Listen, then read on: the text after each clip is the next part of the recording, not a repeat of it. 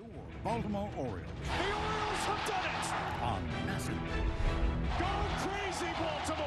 And streaming live on the Massive. It all starts right now. The Orioles last year were the best team in the American League, and a new year and nothing really changes. The Orioles the best record in all of the Grapefruit League and the Cactus League. The Bird leading everybody through the gates on this lovely Saturday afternoon with the wind blowing, of course, in Sarasota, Florida. As for the second Saturday in a row, the Orioles welcome in a team from the American League East. Today, it's the New York Yankees. And we welcome you into our studio. Jeff Arnold, joined alongside by Brad Brock, the former Orioles reliever. There have been so many great storylines to watch at the very beginning of spring training. But at the very top of the list, it has been Cole Irvin, who last week really impressed against the Pittsburgh Pirates over the span of 2 innings. And the thing that stood out the most, besides the fact he went 6 up and 6 down, is the increased velocity. 94 miles an hour on the four-seam fastball. He was up to 95.9. The cutter, that velocity went up as he tweaked that pitch in the offseason. The sinker, you saw an increase in velocity as well. You expect, Brad, that Cole Irvin is going to be one of the 2 guys that fills a rotation spot once you get into the regular season. And although it is 1 start, you couldn't have asked for much more. Yeah, it's extremely encouraging. Like you said, he's going to take up one of the spots in the rotation. And when you see a guy come to camp determined to prove last year was a fluke and he wants to get himself back to where he believes he should be in his career, that's a great first start to see. You just want to see him continue throughout spring and into the regular season. So Cole Irvin, he'll go a little bit longer today as the Orioles and the Yankees meet up for the first of 2 times in Grapefruit League play. Baseball is coming up next at Ed Smith Stadium. Let's go.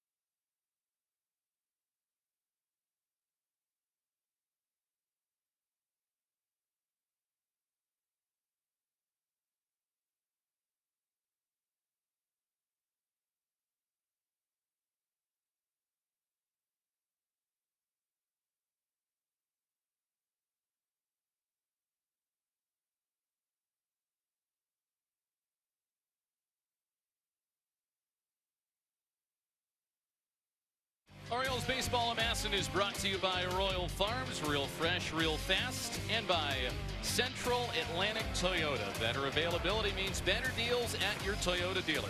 Shop buyatoyota.com. As we are ready to get underway today in Sarasota, the Orioles and the New York Yankees, wind blowing out to left center, and Cole Irvin's first pitch is lined into right field to open up the game as Anthony Volpe starts off the game with an opposite field single and sends Alex Verdugo up. Check out the Yankees lineup. There are some regulars in there. Gleyber Torres, good numbers in his career against the Orioles. He's going into his walk year. Trent Grisham was another one as part of that Juan Soto trade with San Diego. So talk about a player that is trading spots. Alex Verdugo goes from the Red Sox to the Yankees. And Cole Irvin misses, 1 ball and no strikes. And Verdugo, kind of a down stretch. Last few years haven't been his best. And in a Yankees uniform, it should be a big part of their outfield. 1 ball and 1 strike against Alex Verdugo. We said this is the second spring start for Cole Irvin. The Orioles, they'll have Irvin pitch today. We might also hear from Mike Baumann, Nick Vespi, Dylan Tate, Wanderson Charles, and then also Julio Teheran, who was just acquired. Taken inside, 2 balls and a strike, or signed, we should say. And Brad, here's a little bit more about Cole Irvin's season in 2023. Yeah, Cole Irvin had better numbers in the second half last year. He's looking to improve them a little bit. He pitched 77 in the 3rd innings, which was on the lower end for his career to this point. But he's looking forward to having a big year this year. 2-2 into Verdugo. The Orioles realize they're going to need Cole Irvin because of the UCL sprain that was suffered by Kyle Bradish. It was announced the first day of spring. John Means is also about a month behind schedule. Runner at first base. Here's the 2-2. And Verdugo spoils it foul. We also heard today that John Means is probably not going to appear in any spring games, so it does open up an opportunity for Cole Irvin, and it also creates an opportunity for somebody like Tyler Wells. But you were really pleased about how Irvin pitched in his first start against the Pirates. Yeah, he looked really good. The velocity was up, and I think that's been one of the bigger points that have been brought up so far in spring. Hayes, does he have enough room? No, he does not. It lands in the Yankees bullpen. Almost everybody that's talked about Irvin has been impressed with what they saw and the work that he put in the offseason. So it's good opportunity for him. And now that you're saying with some of these maybe extended losses of Means or other guys, he's going to have a longer leash to go out there and kind of prove himself again this year. Gleyber Torres on deck, 2-2. And that one hit him. Well, Verdugo gets hit with a breaking ball there from Cole Irvin as he lost the grip on his curveball, putting another man on base for the Yankees in this first inning. Yeah, and sometimes that was his first fastball he threw. But here's the Orioles defense. We have a lot of regulars out there today. Hayes, Mullins, Kerstad in the outfield. Across the infield, we have exciting prospect Mayo, Mateo at shortstop, new acquired signing Colton Wong, Mountcastle at first, and the battery of Cole Irvin and Ali Rutschman. Colton Wong signed to a minor league deal earlier on in the week. In Tehran, newcomers for the Orioles. Gleyber Torres stands in right now. And you get a very talented second baseman who's won a couple of Gold Gloves, who can contribute defensively. And then Tehran is a guy that, we'll talk about him a little bit later on, Brad, but a pretty darn good major league career himself. Yeah, both those guys are huge additions to the team. And like you said, you're not expecting them to go out there and give all-star caliber years, but you know what they can provide. They give you a lot of depth, and they're going to give a lot of advice to these young guys, which the Orioles have, which is always a great thing to have in your clubhouse. That is looped out to second. It is caught by Colton Wong, so he gets involved in the first inning. Everybody freezes, and there's one out. And that's what you're going to see a lot from Cole Irvin. There's a lot of soft contact. He's got pitches moving both directions, and that's a good out right there, especially with men on first and second and right in the heart of the Yankees lineup. Pitch in the outer half, just off the end of the bat, and Colton Wong in the right position there to get the out. Well, with one out and 2 men on base, it's going to send up Trent Grisham. Grisham comes over in the Juan Soto deal as well. He's going to be their 4th outfielder this year. $198, but if you look at the last 4 or 5 years, he's been one of the best defensive players in all of baseball. Yeah, and I think that's what you expect from Trent when he's out there. He's going to play Gold Glove caliber defense, and he's going to hit some homers. You're not expecting him to hit 300, but I think last year maybe a little bit of a down year, but he gets a change of scenery, comes over to the Yankees, and he's getting an opportunity as their 4th outfielder.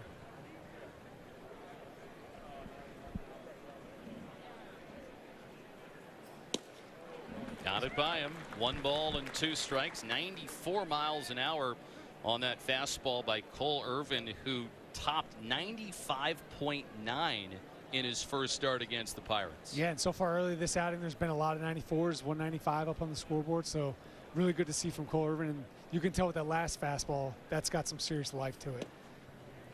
Trent Grisham's been around, and when he has a late swing like that, it tells you not only is the velocity good, but the life on it's really good too. Fastball out over the plate, and he's behind, and it's in the catcher's mitt by the time he swings.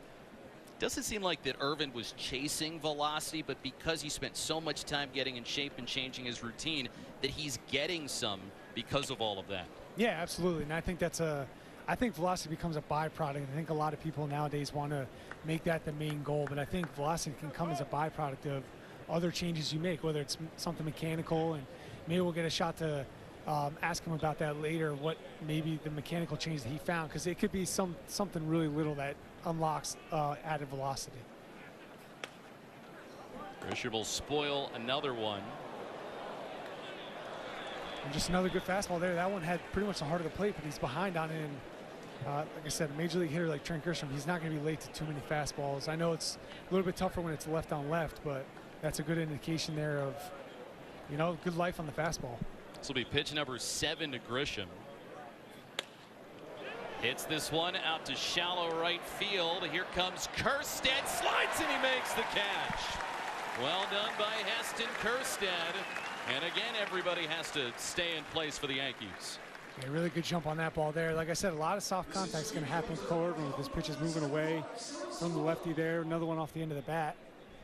Kjerstad had a really good jump. First step is just in. He sees the ball up and just hard in and makes a really nice diving catch. What had we heard earlier in the week about how Heston Kjerstad, his defense has taken a step forward? We started to hear a little bit about that at the end of last year when he was working with Anthony Sanders, the Orioles outfield and first base coach, about how he had progressed. And you know, we saw him also make a couple of good plays last week, one up against the wall in Bradenton against the Pirates. 1-1. Yeah, and I think a lot of times with teams is when you have as many big prospects or as many big hitters as the Orioles have, you have to do something to separate yourself. So whether that's on the defensive end, the base running side, there's got to be something that separates you from the other guys that are kind of all in the same pack together. Soft ground ball. Colton Wong, another opportunity. And he'll throw him out at first base. So the first to reach, but nobody scores after a half. No score in Sarasota.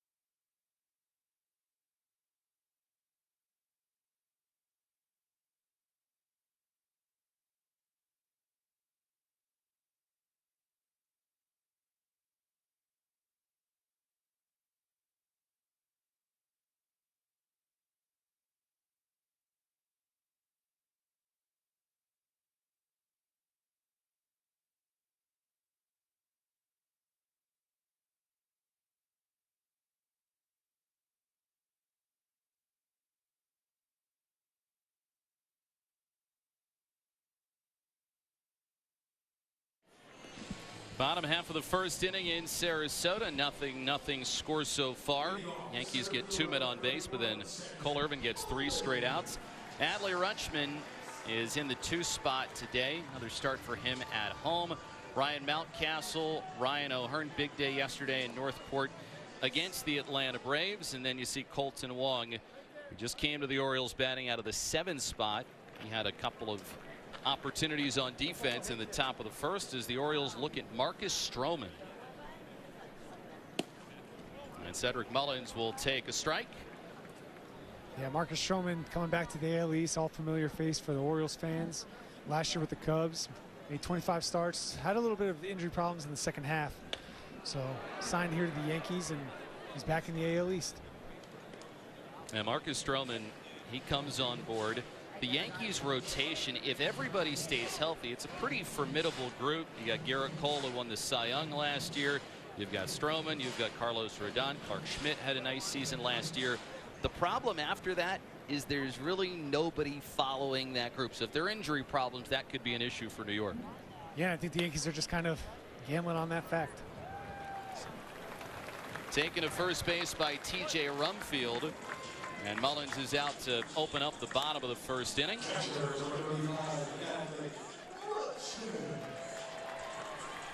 Yankees defense, Alex Verdugo in left, Trent Grisham in center, Rojas in right, Kevin Smith at third, shortstop Volpe, second base Torres, first base Rumfield, and then catching is Navarez and Stroman pitching. Here's Adley Rutschman, who will take 1 ball and no strikes. Rutschman, what a start he got off to a week ago today when in his first at bat of Grapefruit League play hit a homer to center. This one going to center field as well, but Grisham able to make the catch on the front of the warning track, gives it a ride, but they're 2 outs. And one thing about Marcus Stroman is he's going to pound the zone. He throws a lot of sinkers, cutters. He likes to use a lot of hard stuff, and then he's got a really good slider that he finishes a lot of hitters with. I remember last year with the Cubs, he made the All-Star team. It was his second All-Star team, and then you brought up those injuries, which derailed the second half of his season. Yeah, and somebody like Marcus who goes out there and has an unbelievable first half like he had, and I think his July he had over a run per inning pitched, and you know there's got to be some other reason behind that than him just pitching bad. It doesn't just go off a cliff like that. A guy who puts so much time and effort into his preparation to go out there and give you a great start every 5 days. So obviously injuries were a big cause of that. Outcastle off the end of the bat. Volpe calls off everybody and makes the catch. So a quick first inning for Stroman. Needs only 7 pitches. We are scoreless after 1.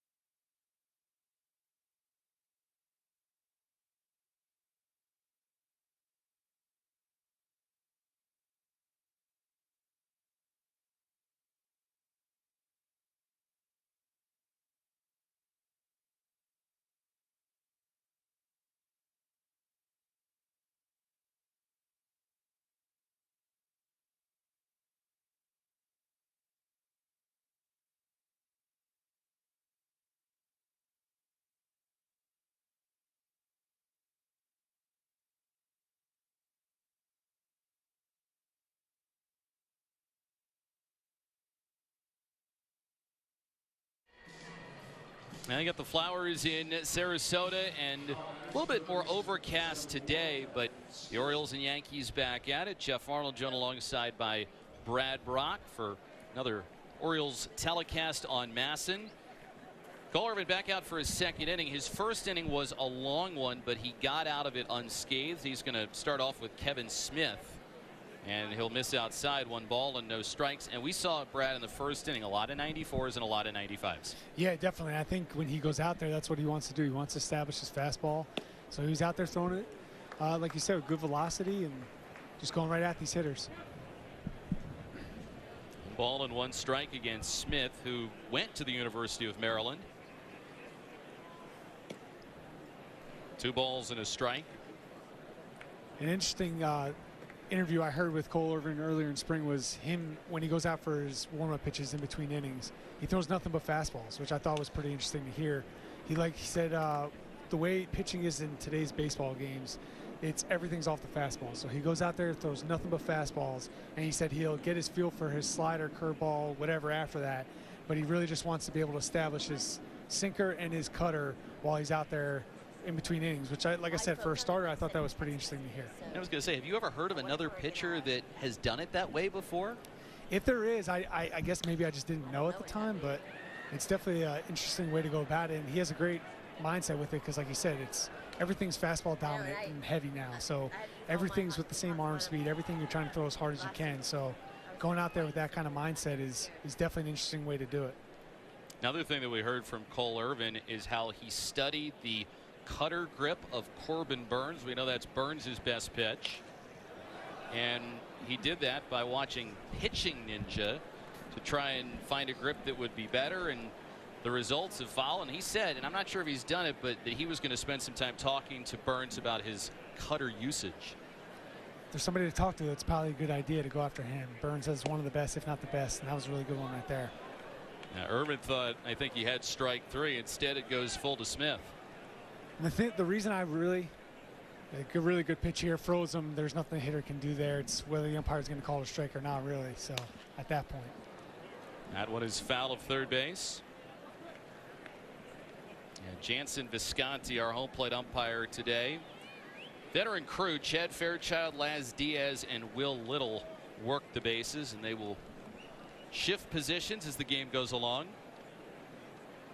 Now, the Yankees have worked Irvin in these first 2 innings. This is about to be the 9th pitch of the at-bat.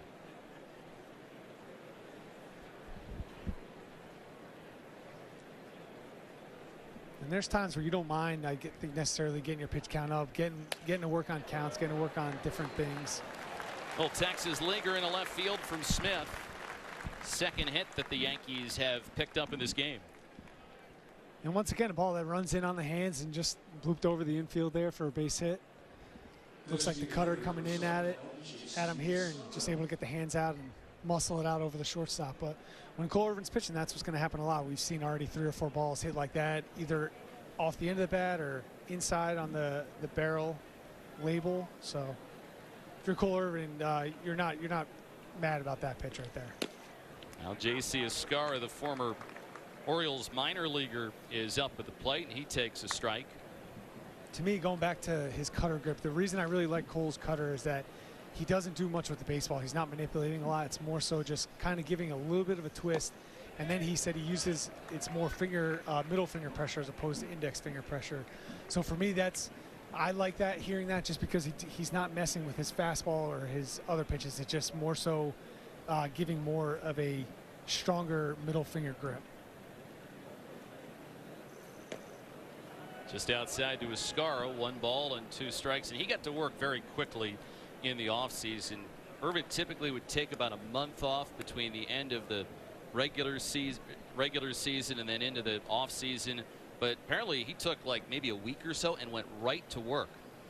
Yeah, and that's definitely unique to hear, a guy taking a week off, especially a pitcher. I feel like a lot of times you need to take some time off, but from what I had read, it sounds like he felt strong because he's so used to throwing, 120, 140, 150 innings, to where last year he only had about 75, 80, 85 innings for the year. So he just felt strong, and he felt like he could just kind of roll it into the offseason. And he was determined. He was determined to come back and prove that he can play a bigger role on this team. Another 1-2 to Escara. Hit on the ground. This could be 2. Wong on to first. It's a double play, 4-6-3. As Irvin rolls one up, and there are 2 outs. Pitcher's best friend there. 1 pitch, 2 outs. Looked like it could have been a sinker here. He kind of ran in on the hands and right to Wong. Wong with a nice turn to Mateo. Mateo back to first, and a major league double play right there. When it goes to Colton Wong, it is pretty much automatic, as Carlos Narvaez takes outside for ball 1. It's kind of interesting that you have Wong now with the Orioles battling for a roster spot, and guy that he's competing against is Jackson Holliday, and we heard that Colton Wong was showing Jackson Holliday some things about turns on double plays. at second base. But Wong once played with Jackson's dad, Matt, when they were in St. Louis. Yeah, and I think it's like two ways you can look at that. You can feel like you're old, or you can feel like pretty proud of yourself because you've been around for a long career. So, you know, Cole Wong, he was a staple there at the second base for the Cardinals for many years, and that is funny. Now he's competing against one of his former teammates' sons, though. It's the second walk that Irvin has issued. 2 outs, man on first base, and it's going to bring us to TJ Rumfield for the Yankees.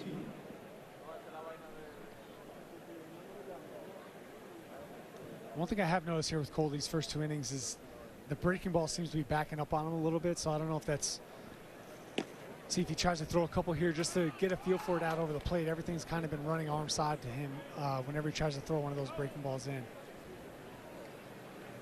He seems to have good feel for his sinker and his cutter. It's just the breaking balls are he's kind of losing them arm side, maybe dragging just a little bit. Another good sinker there. Here's a chopper to first base. Mountcastle feeds Irvin. Gets the putout, so the double play helps Irvin. We head to the middle of second at Ed Smith Stadium. Still scoreless.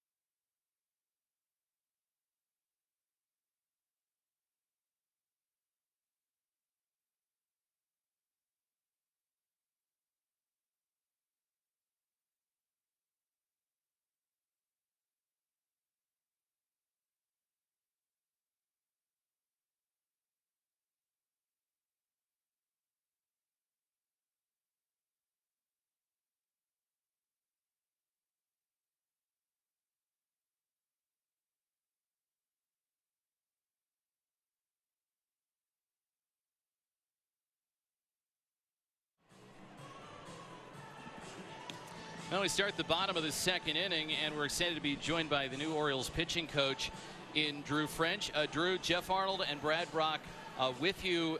What have you been seeing so far these first 2 innings from Cole Irvin? I mean, he's got really, really good command. I was just saying that, you know, 2 of the 40 some odd pitches he's thrown have been balls out of hand, you know, so he's right around it, and a couple close ones here, but really commanding both the cutter, the 4-seam and the 2-seam. Changeup's been really nice at this point. You know, slider, we got to try to get going in this third up. Drew, Brad Brock here. Just curious about how your feelings have been so far with the Orioles this year, and what it is for you that you're getting ready, because just like all the pitchers are trying to get ready, I'm sure you're trying to establish what it is that you need to get ready for the season. But just kind of go into that about how it is with the new team and what you're trying to do as a pitching coach. Yeah, it's a really good question. It's obviously dependent upon being new or old in the organization, but you know, first things first is establishing relationships with these coaches and these players and all the staff that's you know, down here right now, and kind of trying to find out where everybody's at developmentally and what they're working on, and, you know, learning more about what their identity is both as people and baseball players. So there's not really an empty moment for me, you know, from the time I wake up to the time I go to sleep, but just trying to get to know the organization more as a whole, and these pitchers on a personal level, you know, so that we can kind of hit the ground running once we get to opening day. Drew, who maybe has impressed you the most pitching-wise? I mean, we saw Cole Irvin. He had a great outing last Sunday against the Pirates, but maybe another guy that stood out to you so far. I'll be honest with you, man. When I got to camp, I was really, really pleased with where everybody was at, just in terms of like their ramp up and their readiness to be here in camp and to kind of do some things. So I would like to speak more about the group as a whole than any individuals. However, it's really nice to see Dylan Tate on the mound. It's obviously been special spending some time around Corbin Burns. Grayson Rodriguez is very, very talented, and we look forward to him taking some next steps this year. So I've just been really, really blessed to be around a really good group of people and to see kind of their, what they do and how they do it. Yeah, that's awesome. Drew, do you have anything that you like to preach as a whole to the group as a pitching coach, or is it just kind of every guy is so individual, or do you have like an overall idea you like to give to these guys that have the whole pitching staff be under? I think the thing that never goes out of style is count leverage, being able to put yourself in advantageous counts, to use your entire mix, to generate some chase, and to get the hitters to make bad decisions. So the way I kind of break spring training down is I kind of look at it in two parts. And the first part is how much are we forcing contact, how early that is, and how often are we getting to 2-strike counts. And then the second half for me is really about the urgency to finish at bats, especially once we get to 2 strikes. So that's kind of been the, how I kind of prefaced camp once we kind of got rolling. And, right now, I'd say we're doing a really, really good job of getting to 2 strikes. We could be a little bit better at finishing those at bats when we get there. And nifty double play here between Volpe and Torres. So they're 2 outs now. Drew, you did have Brad Brock actually as part of your pitching group when you guys overlapped in Atlanta. What was it like working with Brad? Short-lived. I mean, working with one of the best human beings on earth. No doubt. Even though it was short, I spent a lot of time with him and Darren O'Day. So both have, ties to the Orioles, which is pretty cool. But yeah, I mean, it was very open-minded, very progressive, very curious to learn and try to improve. And I remember, a couple of times being in the video room with him and Darren and kind of breaking it down. But it was an honor to spend some time with him. I appreciate the kind words. That was nice of you. One last question, Drew, real quickly. Update on John Means and Kyle Bradish. How are those 2 guys progressing? Both really, really good at this point. Kyle had his biggest day of kind of this re-ramp for him yesterday, and he bounced back and he responded really, really well to it. So really excited with where he's at. He's actually on the calendar to throw a bullpen here right before the off day, and then John Means is just steadily plugging along. You're seeing the velo start to creep up. The stuff is starting to really get better. I think the confidence is getting to a point where he's about ready to face some hitters. So that's going to happen soon. Really encouraging to hear. Drew, thanks so much for the time. Absolutely, guys. Great talking to you. Yeah, thanks, Drew. Drew French, new Orioles pitching coach. And remember, I think I met Drew for the first time when he was the pitching coach at Bowie's Creek in the Carolina League. And his manager was Morgan Ensberg. And Ensberg said he's going to be a major league pitching coach someday. And his first big league job as a pitching coach comes with the O's. Double play helps out Stroman. We are scoreless through 2.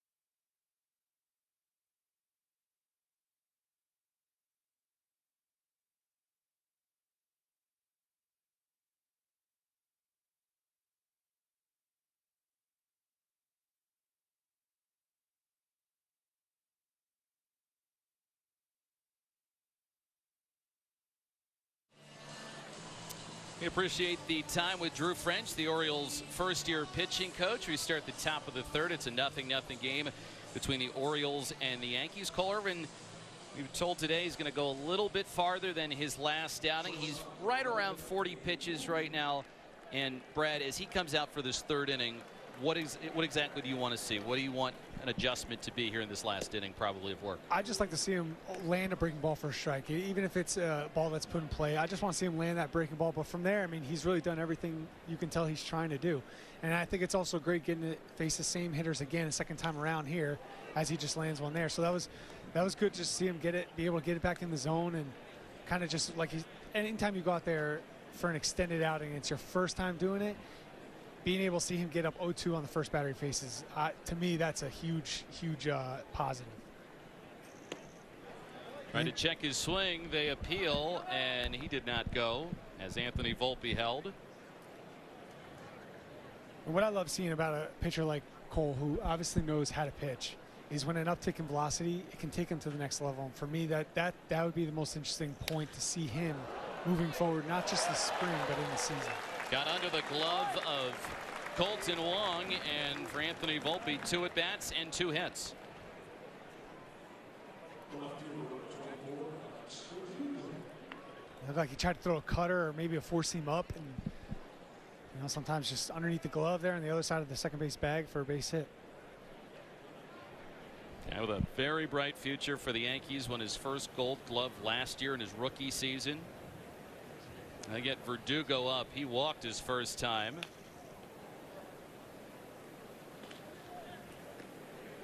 Yeah, this new look outfield for the Yankees is going to be interesting here as the season moves forward.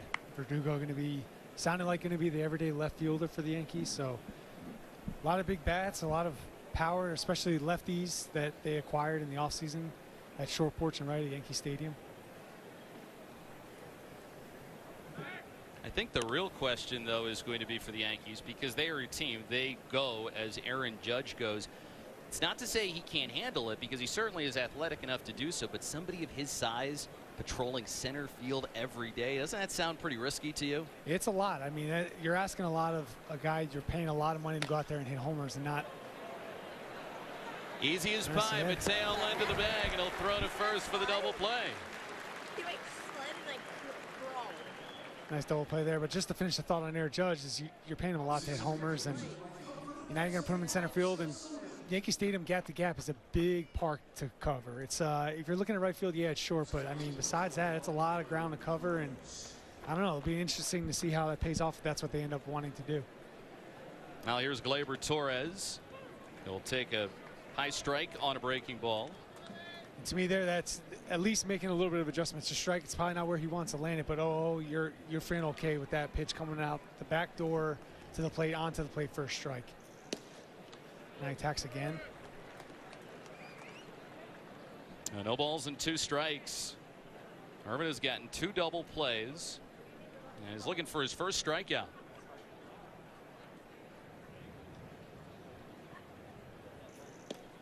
Tried the breaking ball and missed arm side, which you were talking about in the last inning. Yeah, and you can tell by his body language there, he's frustrated. He gives a little smile. You can tell he wants to land one of those really bad first strike and where he wants to put it. And sometimes the spring doesn't happen, but it's a good thing he's got 4 or 5 pitch mix that he can throw some other stuff up there.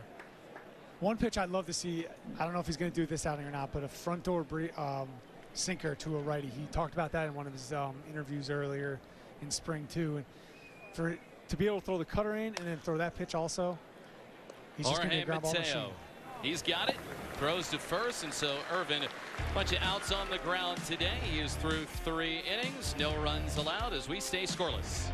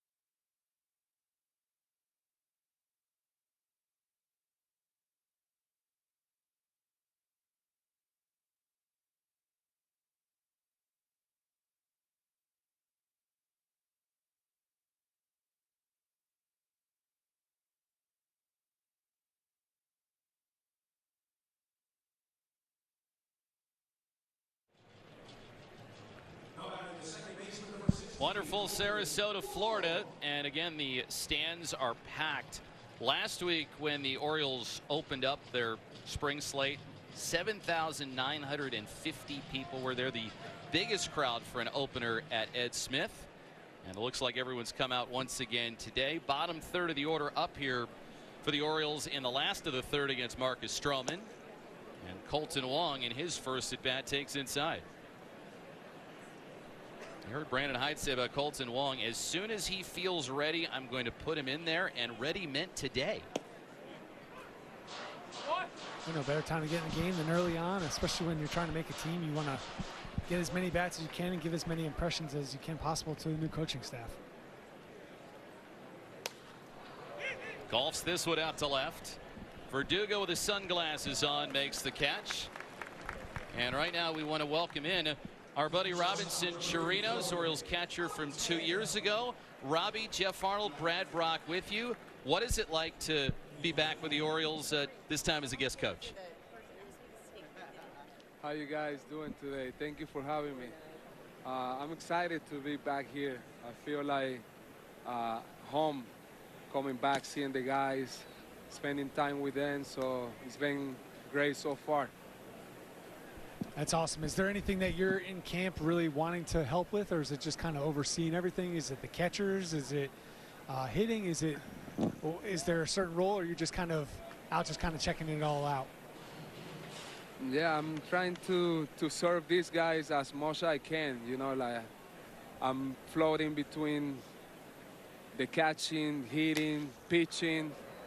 You know, just trying to spend the most time I can with them and just catch up, you know. I mean, I think in 2022, it was a great time for me with the boys, and seeing what they accomplished last year, I'm excited for them, you know, what they're going to do this year.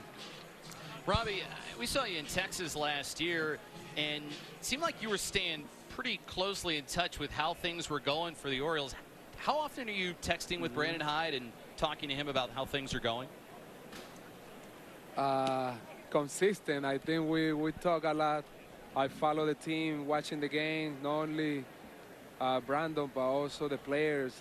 And I feel like I'm part of this team. You know, we went from losing so many games in 2021, getting some momentum when I was here in 2022. And I feel like I have a little bit of myself, you know, with this guy, and everything is happening in the organization. So I'm excited just to be here and spending some time with them for sure. Burstead grounds this one foul. Robbie, I remember we also were talking about when you were with the Orioles, maybe one day you're going to manage. You're going to follow maybe the footsteps of Brandon Hyde, try and manage your own team at some point? I would love to. I was telling Brandon today I was going to be around him the whole day, pick his brain and learn from the guy who's doing a great thing here in Baltimore. If God willing, you know, to take me that route, that's something I have in my heart, and hopefully I can do that. Robbie, it's great to hear from you. Enjoy the rest of your time in Sarasota. Thanks, Robbie. Thank you, guys. Nothing, ours.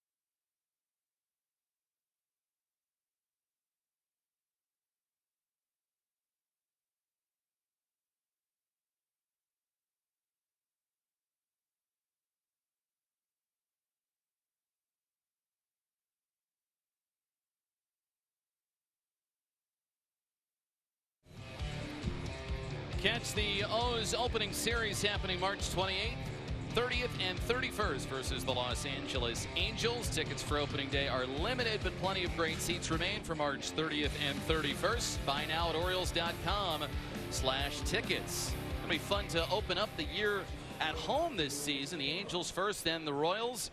And here is a guy that you actually know pretty well, Julio Teheran, who came to the Orioles earlier this week.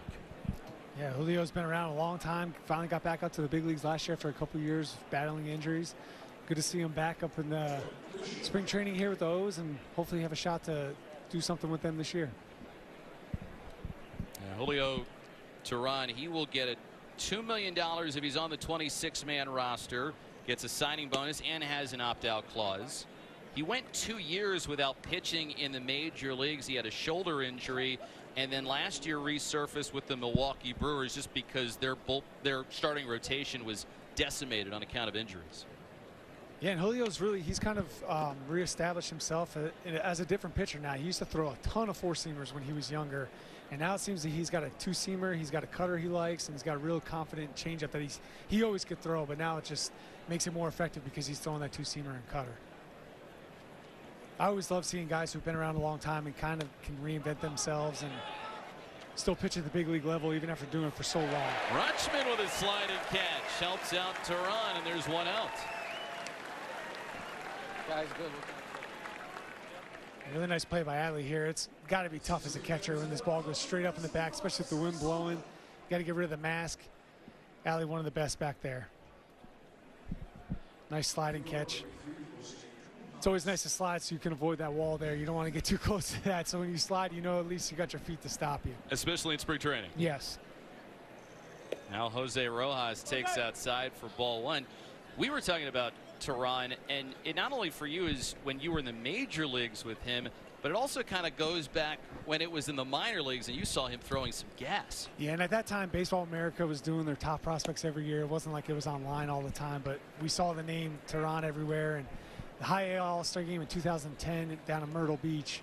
The second inning, I think, this little pitcher from Myrtle Beach comes out there, and he's throwing 97, 98.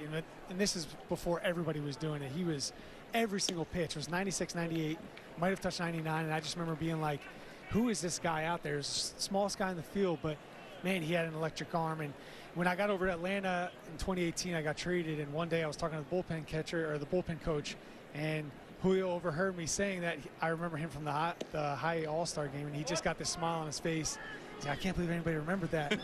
But it was one of the more impressive things I had seen, and that was when he was one of the top prospects in baseball. And shortly thereafter, he's in Atlanta for an 8-9 year stretch as one of the best starting pitchers in the major leagues. And when he was in Atlanta, some other ties to the Orioles. He spent some time with Craig Kimbrell, and Kimbrell, of course, was at his apex, and then they were managed by Freddie Gonzalez, who's saying that it's great to have Teheran in camp just because of what he can provide to the younger pitchers. Yeah, absolutely. I mean, he's seen it all, and he went through a lot of what happened in Atlanta, happened here in Baltimore, where they were winners, then they went through a stretch of really bad teams, and then he was there when it got turned around, and he got to see it all the way through. Kerstad makes the catch. Teheran has gotten the first two that he has faced. So the Orioles are making some additions this week. Julio Teheran was one of them. 12 major league seasons. At one point had 6 consecutive opening day starts with the Braves. 2 all-star appearances, and then Colton Wong, who is starting at second base today with a couple of gold gloves. 11 years in the major league. Certainly not a bad guy to have in camp either. No, definitely. And the biggest thing I take from that graphic is 23 years combined between them in the major leagues. And experience is one of those things that you just can't put a number on. You can't put a figure on it. It's experience is experience, and these guys have been through it all. They've been through the ups, they've been through the downs, good years, bad years with teams, and they've been through it all. So I think if you're a young guy in that camp, I'd get around those guys as much as I could as possible and just kind of pick their brain. And even if you're not asking a question, you're listening to what they're saying, and that can go a long, long way. 2 strikes against Kevin Smith, who singled after a long at bat his first time. He'll rope this one foul. Good job by Cole Irvin. He goes 3 scoreless innings for the Orioles. Gets his pitch count up. 3 hits, 1 walk, didn't strike anybody out, but was helped out by a pair of double plays. Double plays are a great thing. I think it's kind of a lost art in baseball. It's a lot of times I feel like you don't get a lot of double plays in games, but can really help a pitcher get further into outings. Swing and a miss. So Tehran finishes the inning with a strikeout. He gets 2 outs in the air and won that way. Good first inning for Julio Tehran with the O's.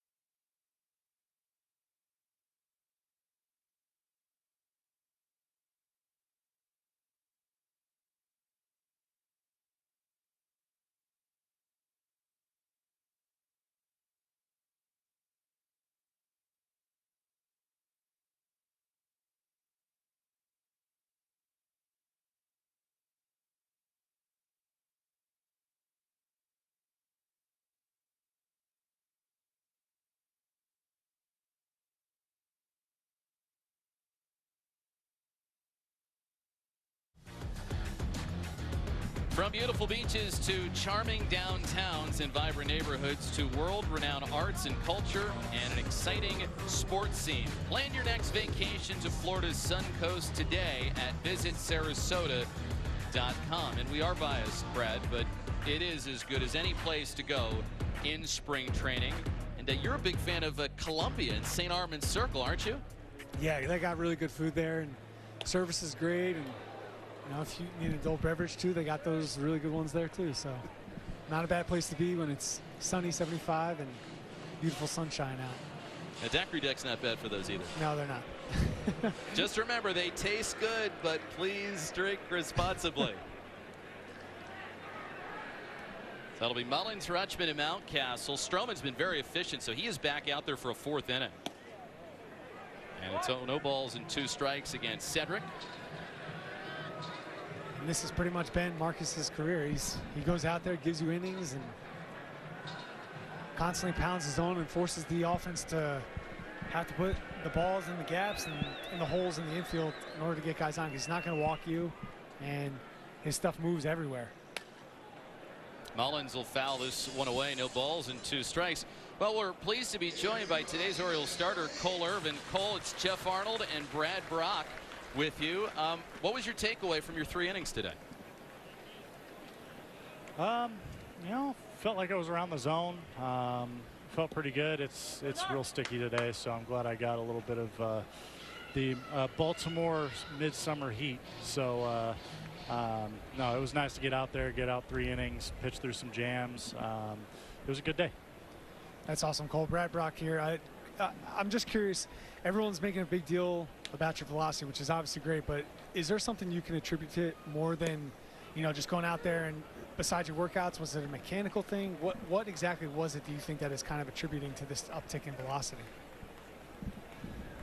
I think it has a lot to do with just knowing how to use my body a little bit more efficiently down the slope. I haven't ever really had the coaching to maybe, you know, use my hips a little bit more, you know, rotate, you know, over my pelvis and those types of things. So I learned how to do that a little bit better than I have in the past, and I feel really explosive towards the end of my delivery. And a lot of guys are saying that that's what it's supposed to look like. So I'm just taking their word for it and running with it, and I'm just having fun, you know, getting back out with the guys and playing some ball games.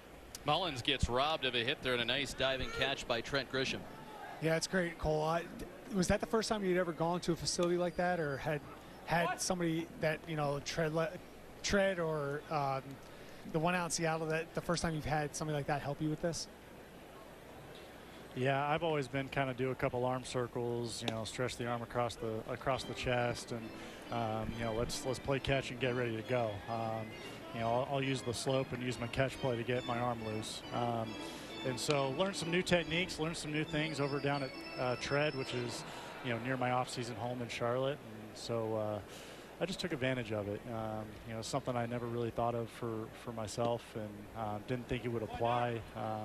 And there was a lot of things that I learned and was able to, you know, apply to my delivery, and things that I'm doing pregame that I typically wouldn't have in the past. And it's just been really fun to kind of learn and expand on what I need to do to be ready.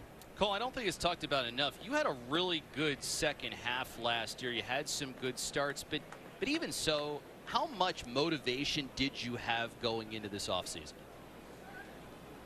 I had a lot of motivation. You know, we're all looking at our careers individually, right? And I felt like I had a lot to prove. I feel like I had a lot more in the tank than I was given, and I think a lot of, you know, my pitch shapes and stuff were close, but not quite there for you know, how I know I can get outs by getting ground balls. And you know, I've been a fly ball pitcher for the past maybe 2-3 seasons, and when I was in the minor leagues coming up, I was a ground ball pitcher. So there were some things that maybe I changed or tweaked, and I just wanted to get back to knowing who I was, knowing that I can get a ground ball out when I needed to. Today showed that, and you know, trying to add velocity to the cutter. That was a really crucial pitch for me last season, and I felt that if it's going to be a little firmer, a little harder, I'm going to get some better outs, you know, weaker contact, and you saw that today, you know, in those results. So that's what I'm looking for. So today was a good day.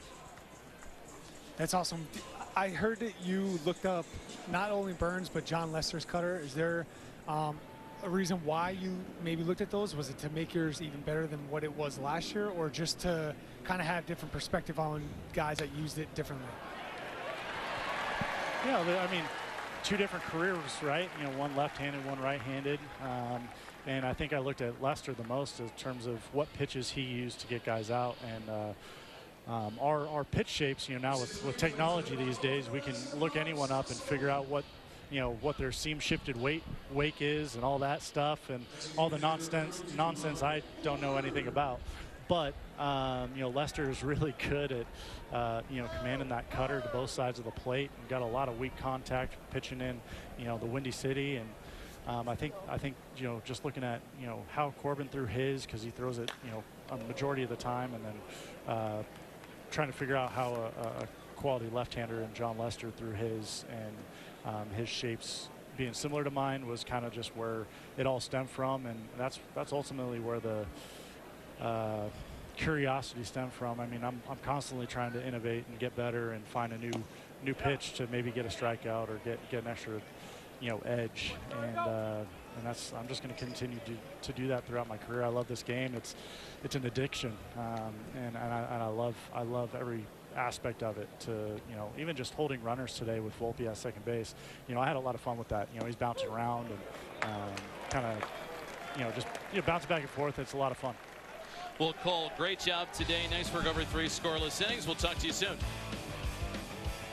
Thanks, guys. Thanks, Cole. No score. Orioles and Yankees. We go to the 5th at Ed Smith.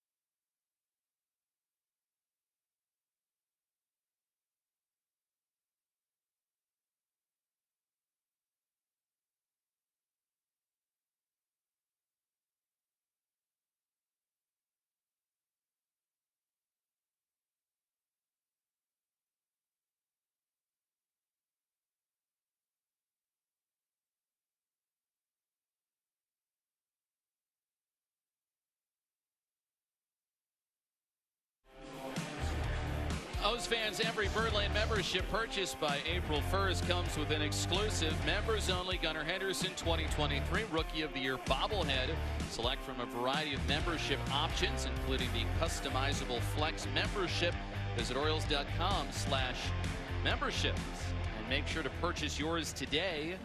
With it being closer and closer, we're in March now, Brad, and before you know it, Orioles are going to be coming down that orange carpet and open up the season against the Angels. Yeah, there's not many better days of the year than that, and that's an exciting day for the city, and just kind of get to re-celebrate what happened last year. What a play by Mountcastle, feeding Dylan Tate. So Mountcastle, who was up for a Gold Glove last year, makes a nifty pickup and denies a scar of a base hit. Yeah, what a great defensive play, and I think Mountcastle's defense has gotten so much better here recently in the last couple of years, and especially last year, and that's just a really nice big league play right there. And as a pitcher, you love seeing that.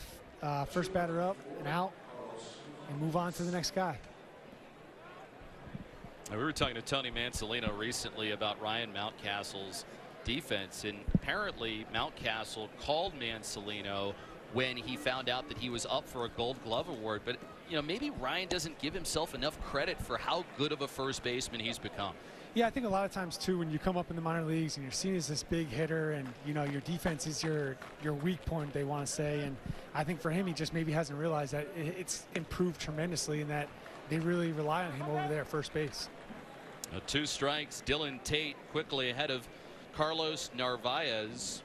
First time that Tate got on the mound was Tuesday against the Tigers. He had a scoreless inning. As that slider is fouled away, and he really is, I think, a big part of the Orioles bullpen coming up. 2022, 67 appearances, and only the 6 home runs allowed too. Yeah, that's huge. He's a ground ball pitcher. That's what he makes his bread and butter on. He's going to get his swings and misses here and there, but he's going to keep the ball on the ground. And in today's baseball day and age, if you can keep the ball on the ground and not give up home runs, you're going to be a very effective pitcher and be relied upon a lot, which goes to show why he pitched in 67 games in 2022. Strike 3 called. Carlos Narvaez is rung up. Dylan Tate with a good pitch, 2 outs. A really nice sinker here. It looks like to a righty. It looks like it's going to be off the outside part of the plate and runs right back. And confident pitch right there by that guy. Just really interested to see if he can stay healthy this year, because he can be a huge piece for this bullpen that is probably going to need a couple guys to step up, with Bautista being out this year. So some opportunities for guys, and hopefully Dylan can stay healthy. Yeah, and maybe more important, because Cole Irvin likely going to be in the rotation. Tyler Wells, who probably was going to go to the bullpen, he is probably going to be in the rotation as well. And so it's going to be leaning on the different pieces that you have in front of Craig Kimbrell to get you to the very end. But you know what? Even when you lost Bautista at the end of last year, the Orioles bullpen still was good at doing that. Yeah, and I think in September when Bautista got hurt, I think everybody was looking at, oh, here it comes, you know, they're going to lose their closer. So now the setup man has to become the closer, and Cano jumped in there and did a great job as the closer, but I think everybody else stepped up, and I think it gives every single one of the guys down there more confidence. I've been in bullpens before where the closer goes down and everyone kind of looks around like, okay, what's next? There's nobody else that's going to save you. So, I mean, now you insert Kimbrell and everyone kind of just goes back into the roles they were doing so successfully, and I think it just makes your bullpen that much stronger. Hit on the ground to first base. This one an easier chance for Mountcastle. Really well done by Dylan Tate. Goes 1-2-3 against the bottom third of the Yankees order. No score halfway home.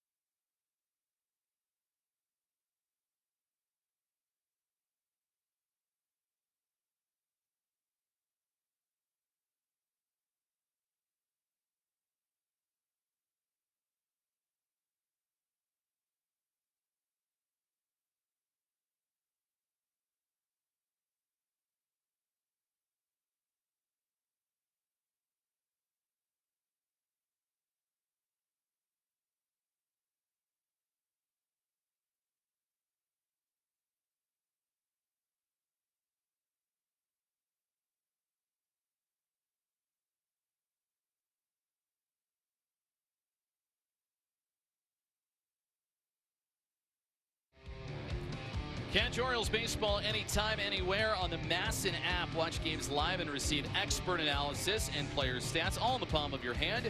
Don't miss a pitch. Go to MASNsports.com and download yours today. Now we've reached the bottom of the 5th inning. Only 5 combined hits between the Orioles and the Yankees. 4 scoreless for Marcus Stroman, who was doing what Marcus Stroman typically does. And so the new arm out of the bullpen for the Yankees, Cody Morris. Cody Morris last year made 8 appearances for the Cleveland Guardians and comes over here to the Yankees and going to provide some depth for them. It's funny, whenever you look at the Yankees, they're usually guys that are not on the roster or all have major league experience. It's funny that seems to happen with the Yankees. By the way, that is a $1 in the fine jar for the Cleveland mistake. Yeah, no, that's it's more during the regular season. We kid. I caught it halfway. Better than some. Brandon to pass I-4, he was like So literally 0-1 against Austin Hayes. He hit into a double play his first time, and Morris delivers a strike. It's 0-2. I mean, I definitely won't matter. You know what I love a lot about with a lot of the Orioles players is a lot of them have a lot to prove, I still feel like, this year, and I think a lot of them want to prove, like Austin Hayes last year made an all-star game, didn't have the best second half, and I'm sure he wants to prove that he can do it for a full season. And I think that's when you have competition with not only yourself but among each other on the team, I think it just brings the level of play to another level, and this Orioles team has it across the level. We saw with Cole Irvin talking about how he wants to prove himself again, and I guarantee if you talk to Austin Hayes about his season last year, he probably wasn't the most pleased with how the second half went, and stuff like that can go a long ways for a team. Here's the 0-2. And Hayes will fight this one off. It's especially important because Austin Hayes has said he wants to be here long term, but you've got young competition on the infield, a guy like that in Jackson Holiday, and then Heston Kjerstad and Colton Cowser. Cowser's had a good spring so far. Hayes will drive this one to left field. Verdugo going back, and the wind will push it out of here. A solo home run for Austin Hayes, and the Orioles take a 1-0 lead in the bottom of the 5th. Yeah, one thing I could say about that Sarasota Stadium is when the ball is hitting the air to left field when the wind's blowing out, there's a good chance you're going to be asking for a new ball. I've been there so many times when the wind's doing that. Not that Austin didn't hit that one well, but as soon as it was hit up in the air, you saw the outfielder turn around and looking for the ball over the fence. Real nice swing by Austin there. Caught that breaking ball up in the zone and stayed on it and drove right out into that jet stream out to left field. First home run of the spring for Hayes, and now here's another guy who can hit the long ball in Kobe Mayo. And he'll take the first pitch as we see it once more. Yeah, there it is. Just ball up in the zone, and Austin Hayes staying all over it. Ever since I played with him in 2017 when he came up, it's those pitches up in the zone, he just hammers them.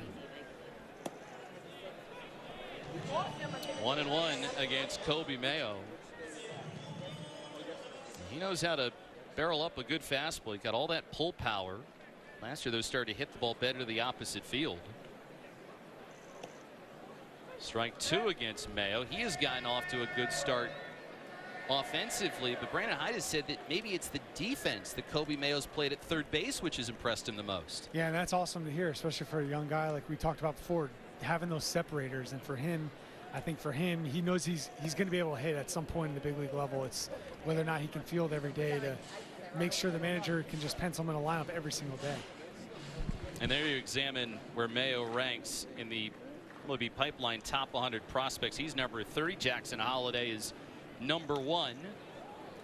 And it shows the depth of the Orioles is that you make the trade for Corbin Burnes, and a lot of teams would probably have to give up one of their top prospects to get him, but the Orioles still have their 5 best prospects, and you just landed an ace this year. Yeah, it's crazy that you can do that and still have 5 guys who land in the top 50 of Major League's top 100 prospects. So it just goes to show on how far the organization has come with developing prospects here recently. Volpe with a long throw gets Mayo. And like you said, to get one of the top aces in the game on top of all that is just incredible. 1 out now, and it's going to send Colton Wong up to the plate.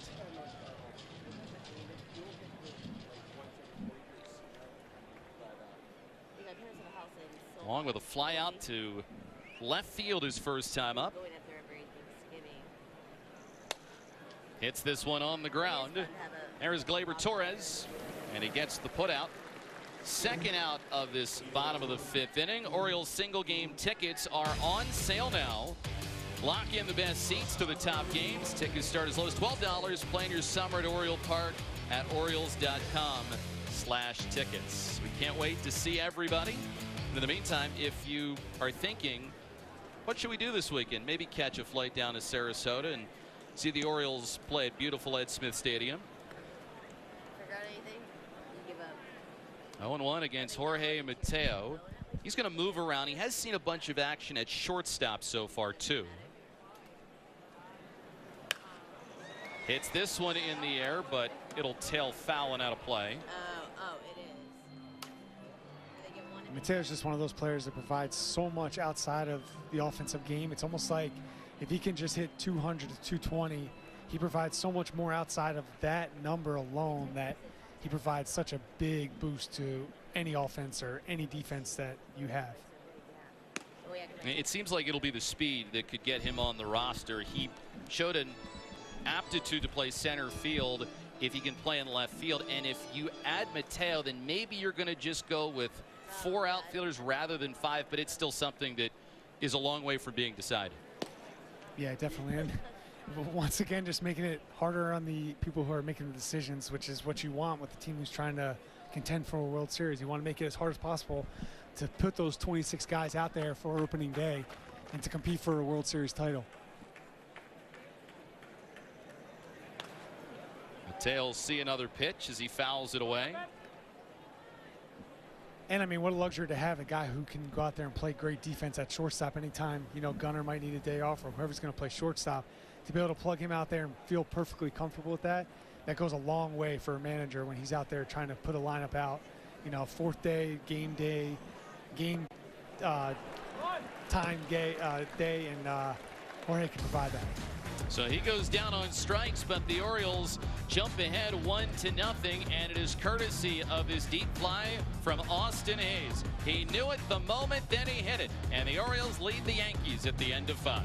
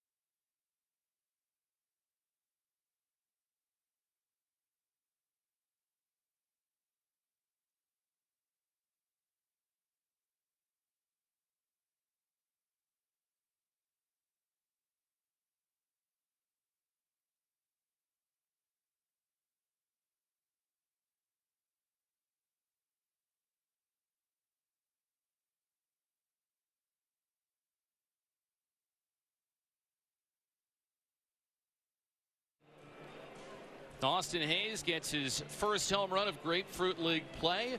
Out to left field, he kept it fair, and it's a 1-0 Orioles lead. Orioles will go back to the bullpen. It's been a strong effort by the Orioles pitching staff so far, and Nick Thespe coming on for his latest spring outing.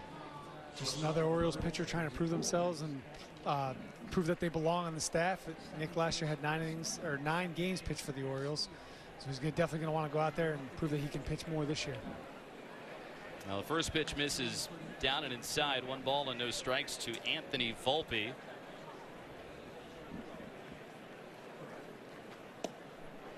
And this pitch will miss.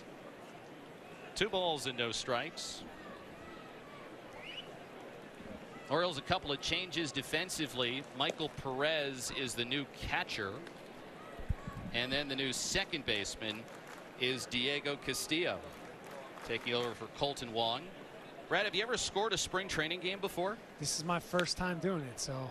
Well, good luck. Yeah, nothing like getting your first time here on mass and just letting all the changes come.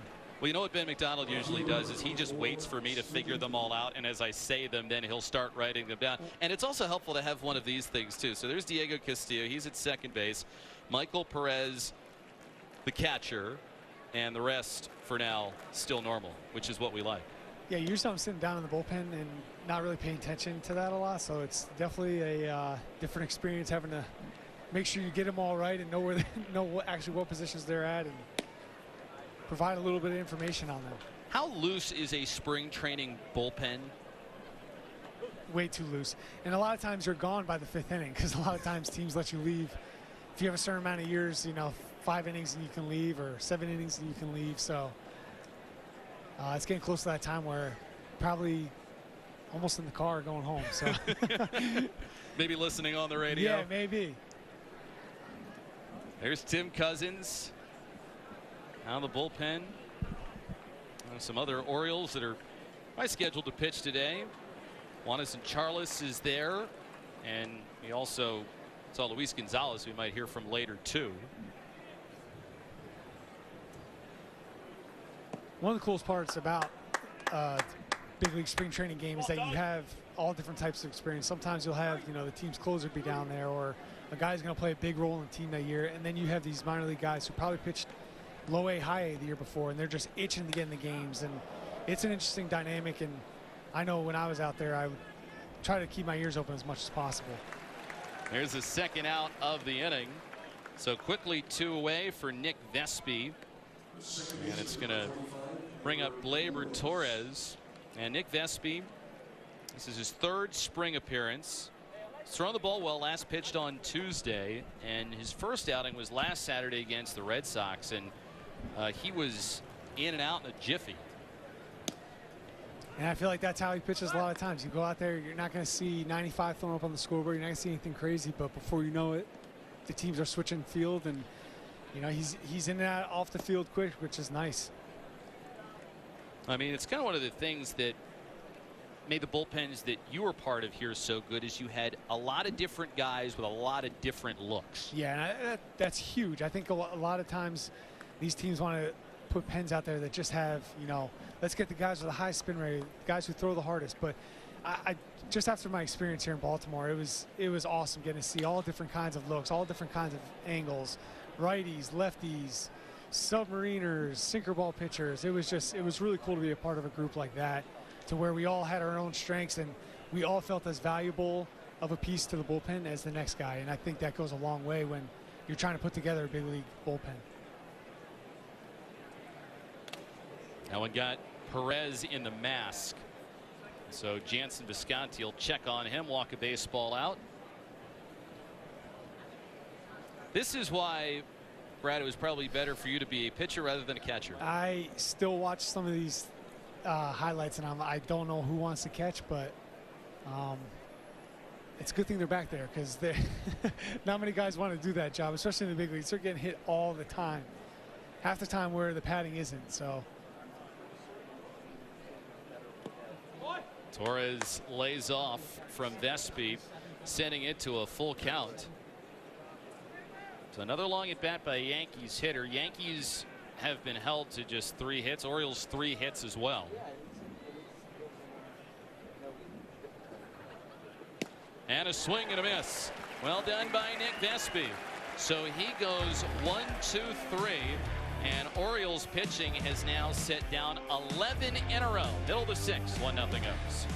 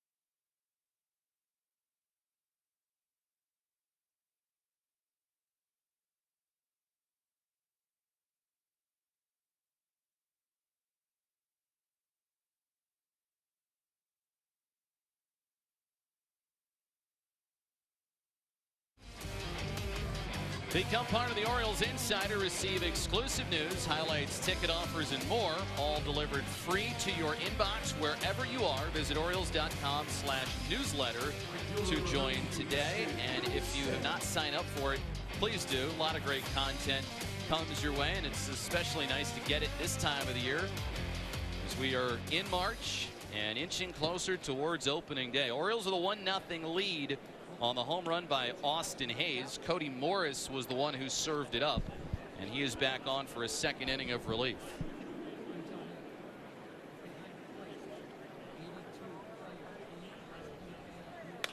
Kjerstad rips this one out towards center field. That'll drop in for a base knock. Now Kjerstad collects the hits. Orioles have gotten one in each of the last 3 innings, and he'll flip the lineup card over. He's got something just a little bit elevated there in the zone and does a good job staying on it right up through the middle. Really nice swing there. Even though he's got a hot leg kick, his swing is very simple and straight to the ball, which is makes him a very effective hitter. Mullins is 0 for 2 today. And the initial offering will miss. Yankees have a new catcher in the game. It is Josh Breaux. New second baseman is actually a guy that we have heard of before. That would be Jahmai Jones, once with the Orioles. So he takes over at second base for Gleyber Torres. The new first baseman is Ben Rice. The new shortstop is Jeter Downs. And the new third baseman is Caleb Durbin. It's kind of like going to the doctor's office when it comes to the changes and they give you a shot and then the doctor says to you afterwards, that wasn't so bad. Yeah. You made it seem very simple there. So. Well, I have some help. Yeah. That pitch is outside, and Mullins earns a walk. Kjerstad slides up to second base, and the Orioles have built a little bit of traffic here. As there's Kyle Stowers, he's going to come on and pinch run for Mullins.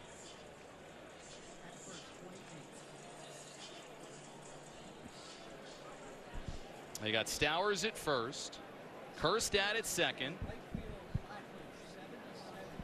And this is Michael Perez, who, as we said, took over for Rutschman. Pitch misses low, 1 ball and no strikes. In left field for the Yankees, they've got Jace Avina. He comes on for Alex Verdugo. And the new right fielder is Brandon Lockridge. Inside corner for a strike, 1 ball and 1 strike.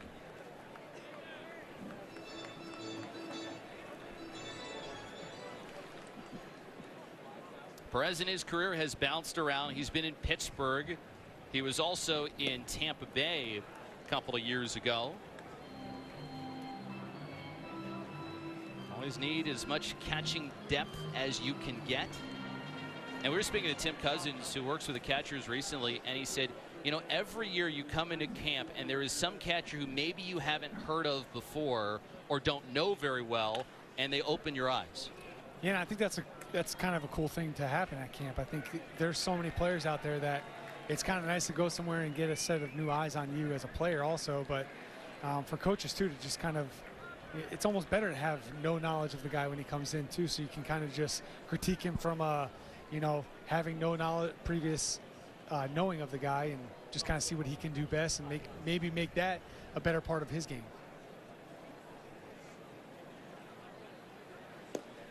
Morris misses that one inside. 2 balls and 2 strikes.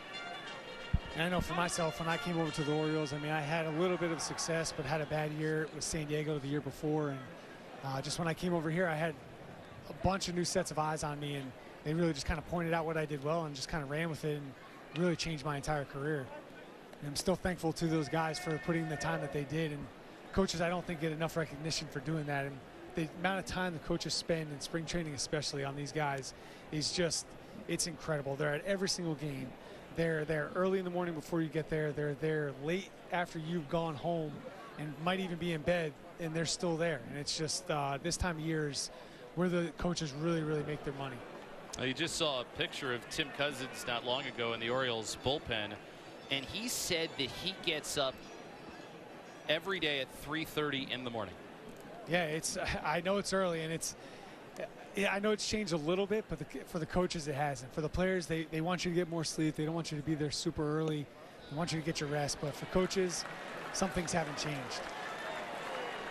So 2 walks and a single have loaded up the bases in the Orioles. A chance for some runs here in the bottom half of the 6th inning after Hayes' home run in the last frame.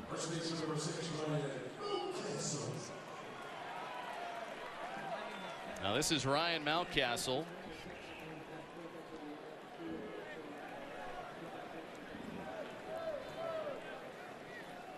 Up and in. Ball 1 to Ryan Mountcastle.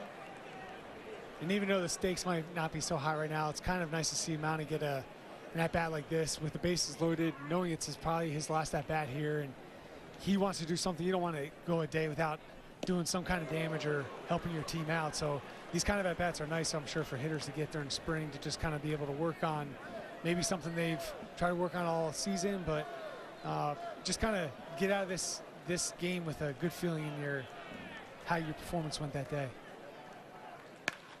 He rips that one into left field. This is going to get home more than one. As Kerstad scores, Stowers coming around as well. It's a 2-run double for Ryan Mountcastle, and the Orioles with a pair here in the 6th. And that's exactly what we want to see Mounty do there. Make a mistake pitch and hit it for a double and score a couple runs. Elevated pitch there, and just stays on and drives in the left field, and that's what you're hoping to see a lot of this year. Doubles to the left field wall, and a lot of Orioles guys running around the bases and touching home. Now Ryan Mountcastle hits a 2-run double, and that is going to mark the end of the line for Cody Morris. So 3-0 Orioles lead as Mountcastle does damage with the bases loaded. We'll be right back.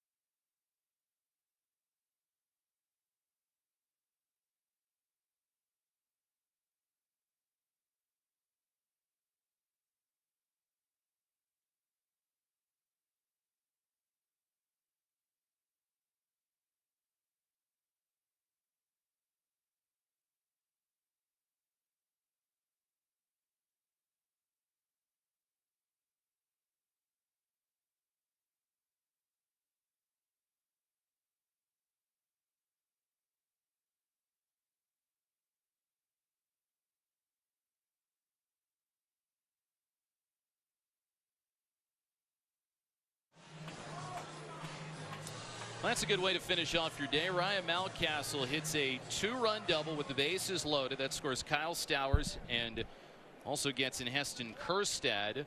And so it's Nick Ramirez, the new pitcher for the Yankees. And he starts off the pinch hitter Ryan McKenna with a called strike.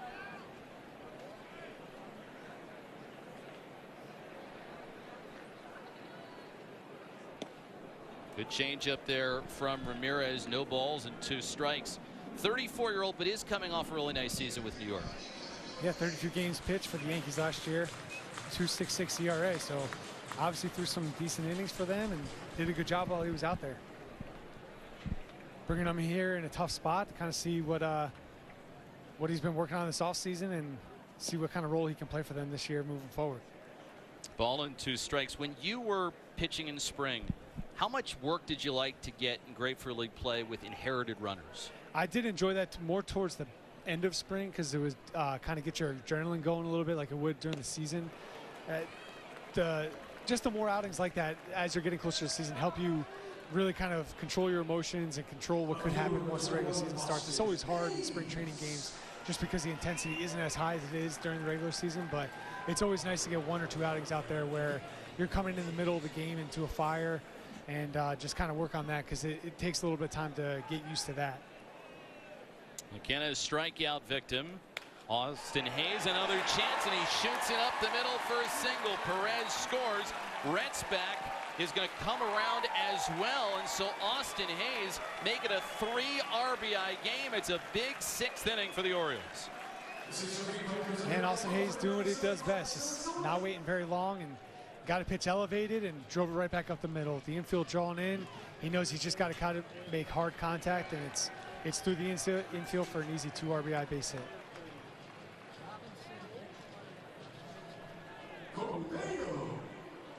Now, well done by Austin Hayes. That's going to finish off his day as Errol Robinson will come on as a pinch runner. And Kobe Mayo looks at a strike from Ramirez.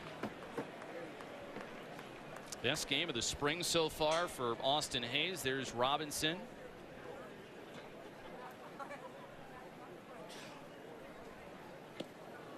Mayo went chasing. No balls and 2 strikes.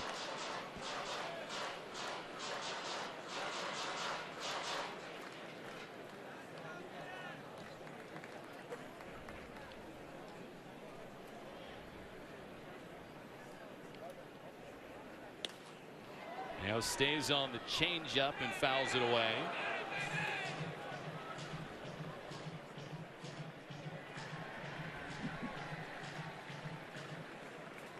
Nice to see Kobe end with a base hit here to end his day.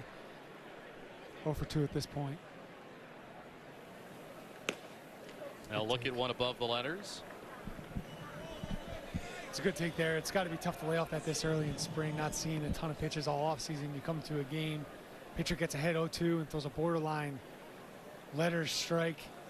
You take it and kind of get yourself back into the count here a little bit. They check on Robinson at first base. Maybe the last at bat that Mayo is going to have today. And Nick Ramirez once was a prospect actually in the Brewers system as a position player and then eventually transitioned to pitching. 2 balls and 2 strikes, and a couple of inherited runners have scored as the Orioles went single, walk. Mountcastle hit the 2-run double, and then Hayes a 2-run single, so it's been a 4 spot for the Orioles in this 6th. I always like to see that in the middle of a game, even if it's just spring training. You just love seeing a team extend the lead. And just put some more runs and give a bigger cushion, and those type of things, I feel like they leak over into the season and can just cause good habits from the beginning to the end. And I feel like this Orioles team does a really good job from the start of camp to the end of camp into the season, just doing the right things when they're out there on the field. To play winning baseball, it's contagious. I mean, Ryan O'Hearn said it yesterday after the Orioles game in Northport. I mean, we're still trying to win, and the Orioles have done a lot of that in this spring. They've gone 7-1, and right now in the driver's seat, leading at 5-0 here in the 6th, and Mayo's going to ask for his timeout.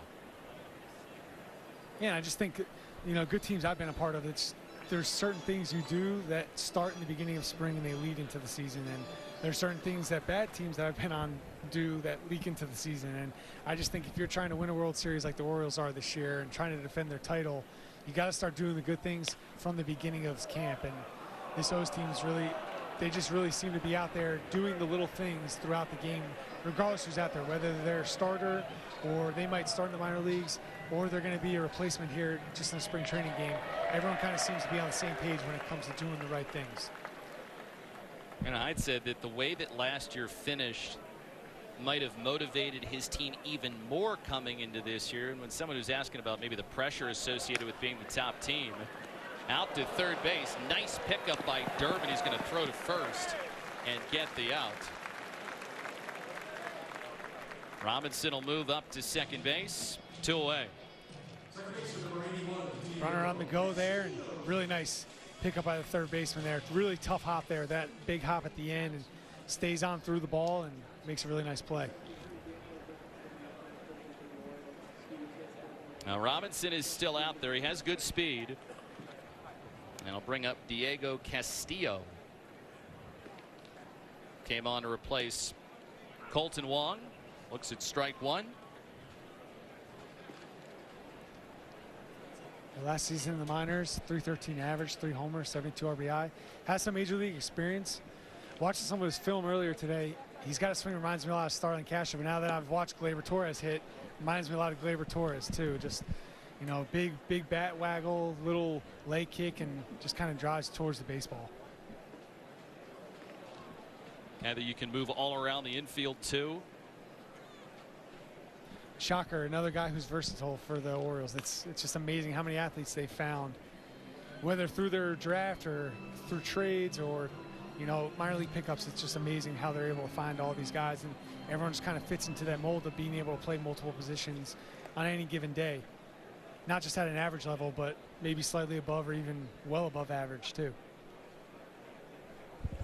Another 0-2 coming to Diego Castillo, and he lays off the changeup. I mentioned this when I was doing games last year, just the similarity I saw with when I was playing the Astros, when they went from losing over 100+ games to when they started winning. They just had athletes all over the field. And now with Elias over here with the Orioles, you see the same type of mold where they're just drafting athletes and they're finding a place for these guys to learn how to hit in the minor leagues. And next thing you know, you have as many top prospects as they have. Bermuda Triangle forms. Catch is made by Lockridge, who sprinted between, but Brian Mountcastle got the party started in the 6th inning with a 2-run double. Austin Hayes follows with a 2-run single. He's got 3 of the Orioles' 5 runs driven in.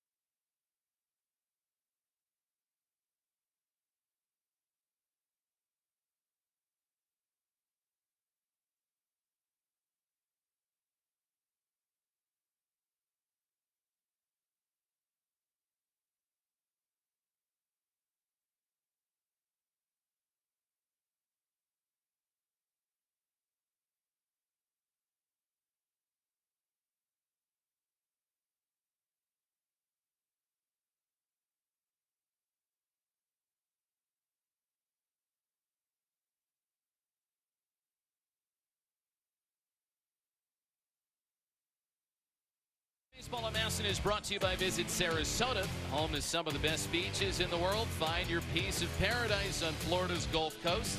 Plan now at visitsarasota.com. That's paradise. Eat some Chick-fil-A, drinking a cold one on a Saturday, and taking a picture of the cameraman, who I'm sure appreciates that. And so there are all the Orioles fans out there today. We're going to excuse the guy in the Yankees hat over on the right. But it's Luis Gonzalez, who is in his 2nd stint as a member of the organization, and he's going to come on here for the 7th inning. Orioles get 4 runs in the 6th, and they sent 8 men to the plate. Really good half inning there for the Orioles. Up and down the lineup, all the guys. Good base running, hard contact. Now Gonzalez misses with his first offering. 1 ball and no strikes. Last in affiliated baseball in 2021. See the 7.36 ERA. That is looped out to center field, and it's going to be a base hit for Trent Grisham. It's a good piece of hitting right there. Trent Grisham's been around for a while now, and this is the reason why. He stays on the fastball, drives it right over the shortstop's head. Really good pitch. It was 94 on the gun, down and away, and there's a reason why you hang around the big leagues long enough.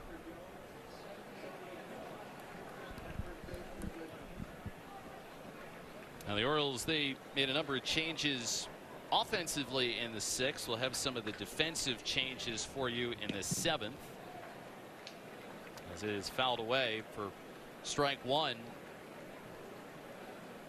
Adam Retzbach, he is the new first baseman. He came on for Mountcastle after Mountcastle hit the double. Kyle Stowers, he stays in to play left field for Hayes. That one hurt.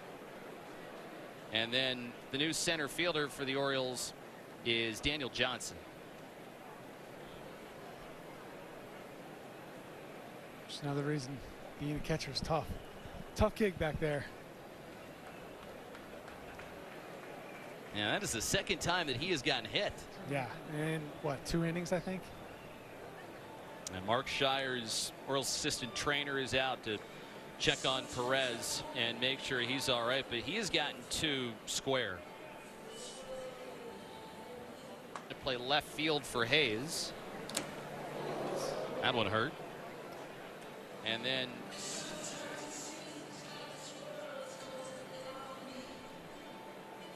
so the umpires are looking at Michael Perez.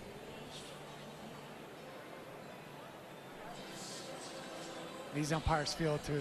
They're back there getting banged up just like the catchers are too. So I know. They have a nice close relationship.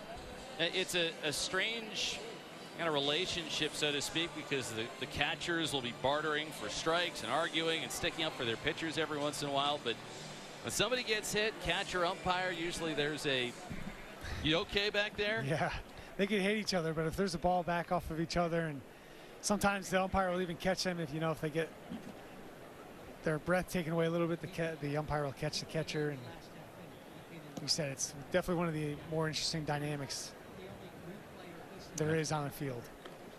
1 ball and 2 strikes. This is Jahmai Jones up at the plate. Who came over to the Orioles in a trade and has bounced around since. Hits that one through the right side for a base hit. Now the Yankees get a couple men on base after the Orioles have their big inning, and now Gonzalez will need to pitch with some traffic. Just another good job of hitting the pitch where it's throwing a little breaking ball backed up on him and didn't try to do too much with it. Just hit it through the right side. They got some runners on here with no outs, and see what some of these young hitters can do.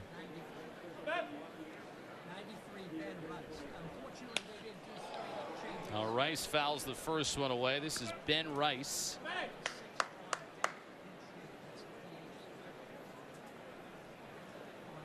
So this is the tough part, when they start making changes and they get up to the plate and the numbers shown, there's no names on the back. And this is why they pay me the big bucks, this Brad. is it. I get it now.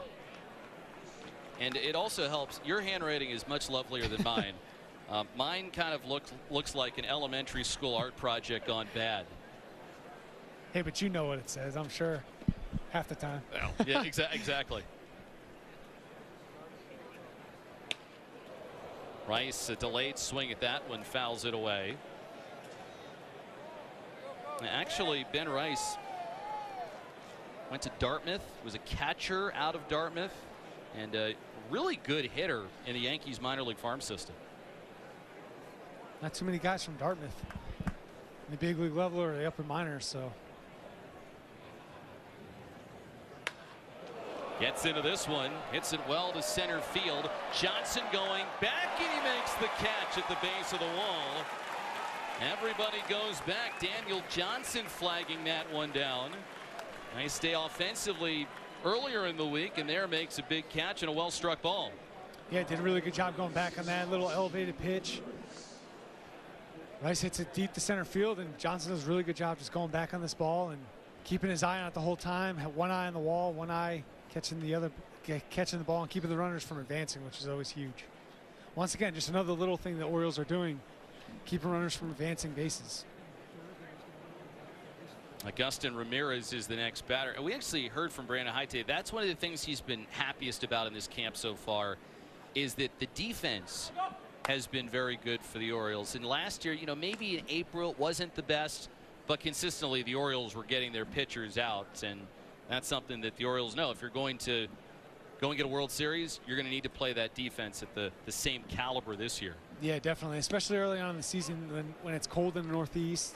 There's not going to be some huge scoring games. The ball doesn't fly at Camden Yards especially well before the weather gets warm. So you got to be able to win those one-run games, which they did such a good job of last year.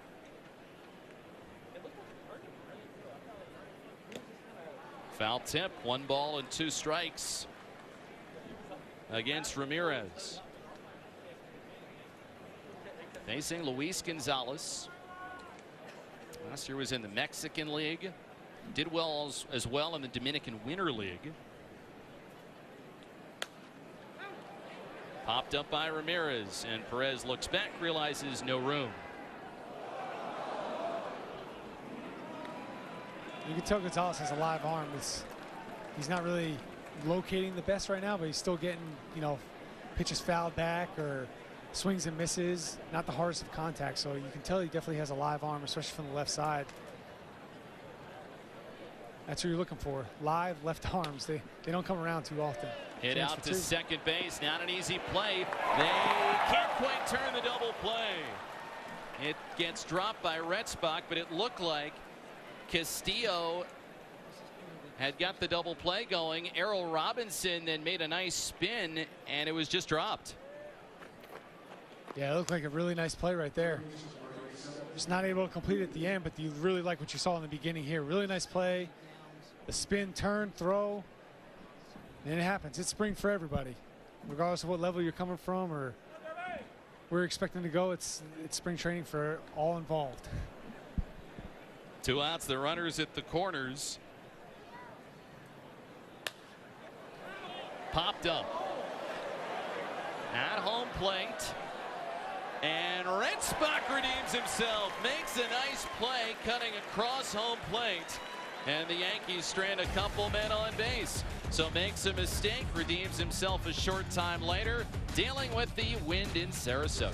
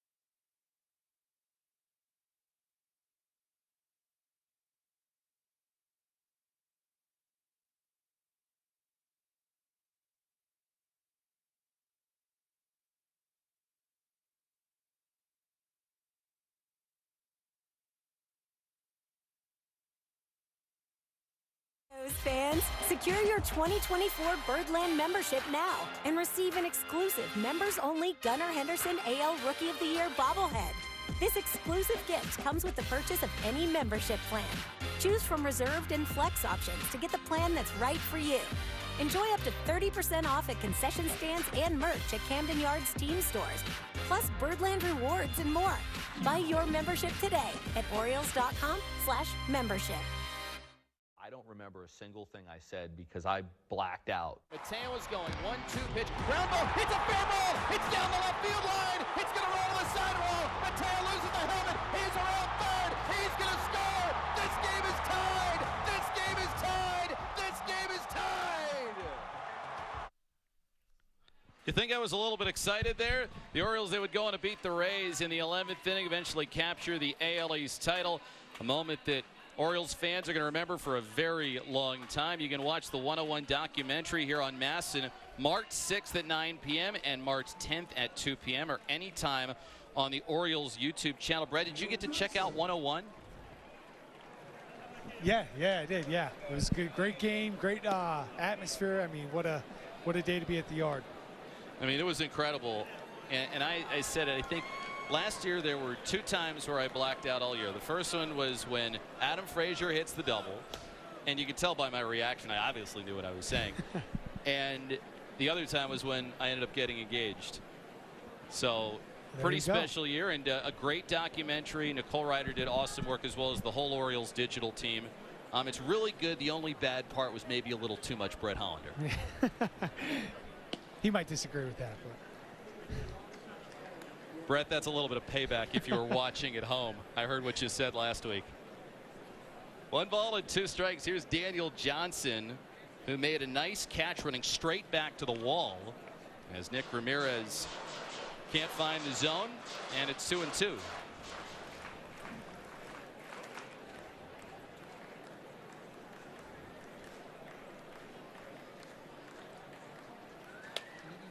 Hit on the ground to second base.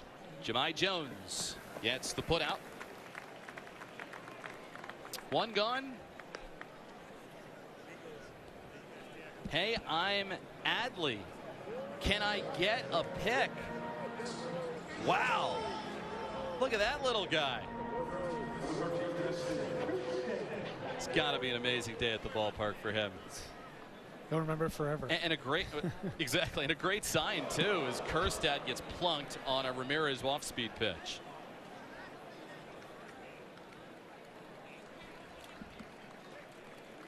I'm willing to bet that he was named after Adley Rutschman as Kjerstad turning into what looked like a misfired breaking ball, and it's going to be the way that Kjerstad will finish his afternoon.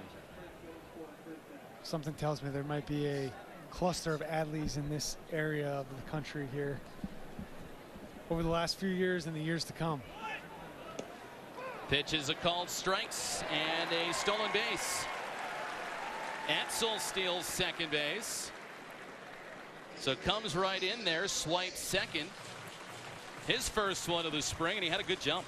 Yeah, great jump there. Pitcher maybe not paying attention to him at all, and just a great jump. And this is the part of spring training that's always fun to watch, is guys getting a shot to go out there and just kind of show what they can do, regardless if they're on the major league roster or they're not, or they're on the radar or not. They get to go out there and just kind of show the skills that they show all season long that the big league staff is now getting to see.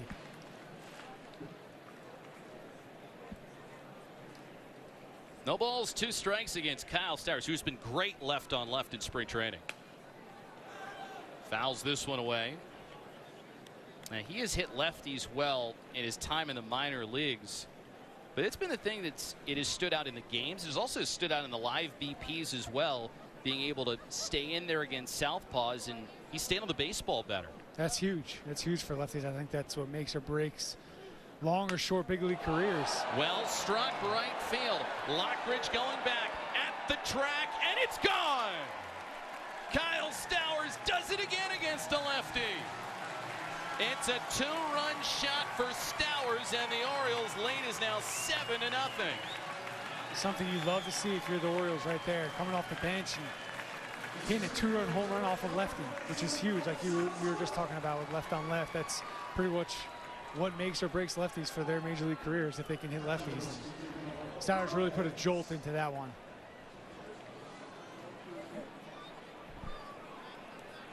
Now Kyle Stowers goes deep, second Orioles home run of the day. And Michael Perez swings and misses.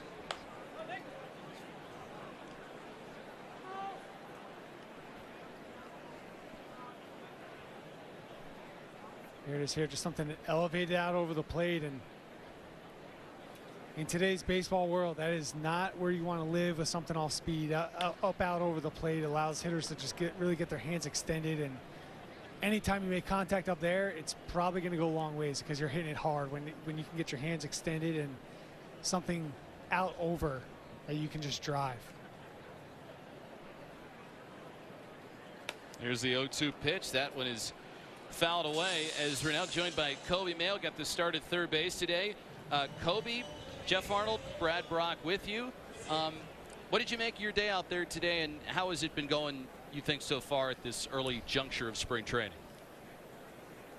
Yeah, I mean, some days you're day like today where you're just feeling a little off out in front of some pitches, and I think the pitchers made some good pitches and put them in some good spots, and but I think when I'm using the whole field, I'm my best, and today just obviously wasn't my best, but I think I've had a good spring so far, and you know, I'm going to keep putting in some work, and you know, it's a grind every day. That's why baseball is the hardest game ever.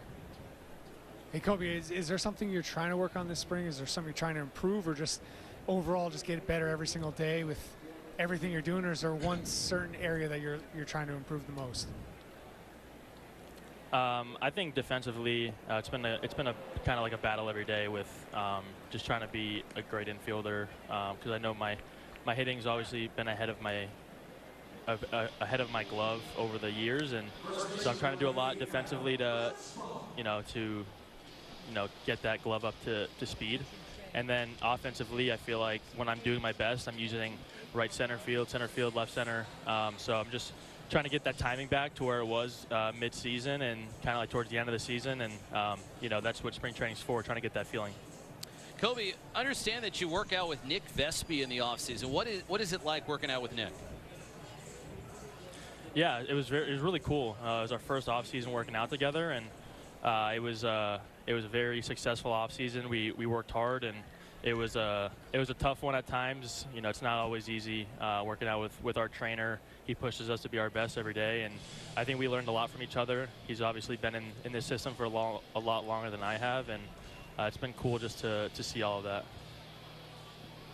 Kobe, as a hitter, I know as a pitcher, being a pitcher, we always try to like emulate somebody. Do you have a hitter that growing up or even now that you can look at video if, you know, maybe you're a little bit off, or someone that you try to emulate? Yeah, I think not somebody that I try to, you know, emulate, but growing up, I loved watching Manny Machado and Nolan Arenado, and I think in the recent years, watching Austin Riley over in Atlanta at third, all around his game defensively, and you know, obviously in the box is, you know, his biggest tool, but he's came such a long way from defense and hitting, and it's cool to watch him play, and I like watching him.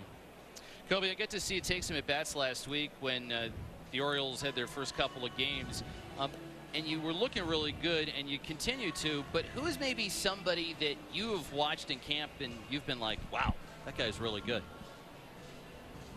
Yeah, I mean, you saw it right there, left on left homer. I think that's his third homer of camp. Stowers, he's been awesome. He's been putting in hard work, and even last year during Norfolk and just towards the end of the season, he has a plan going into the box, and he's so fun to watch. He's just an exciting person, positive, and I know he's a lefty, but I like watching him, and it's been really cool to watch his progress. It certainly has. Kobe Mayo, thanks so much for the time. Have a great rest of the spring. Yeah, thank you guys. I appreciate it. Kobe Mayo, a guy with big-time power potential, improved defense. He's had a really solid spring, even though he said that maybe he wasn't feeling his best today. Red Spock's going to take a strike. It's 1-2 strikes now. And this is Jesus Lorenzo pitching here for the Yankees in place of Nick Ramirez, who could not complete the 7th. Red Spock lays off 2-2. I think what stood out the most there with Cody was just him recognizing everything that was going on today, that he didn't feel his best, and you know what he's looking at guys in camp and what he's trying to improve. And to me, that was a really impressive interview, that he knows what exactly he needs to do to improve himself, and to what he's looking at around him to see what makes him a good big leaguer. Well, Red Spock strikes out, but Kyle Stowers, this is his third left-on-left home run of the spring. He gets it out to right field, just over the outstretched glove of Lockridge, and the Orioles lead 7-0.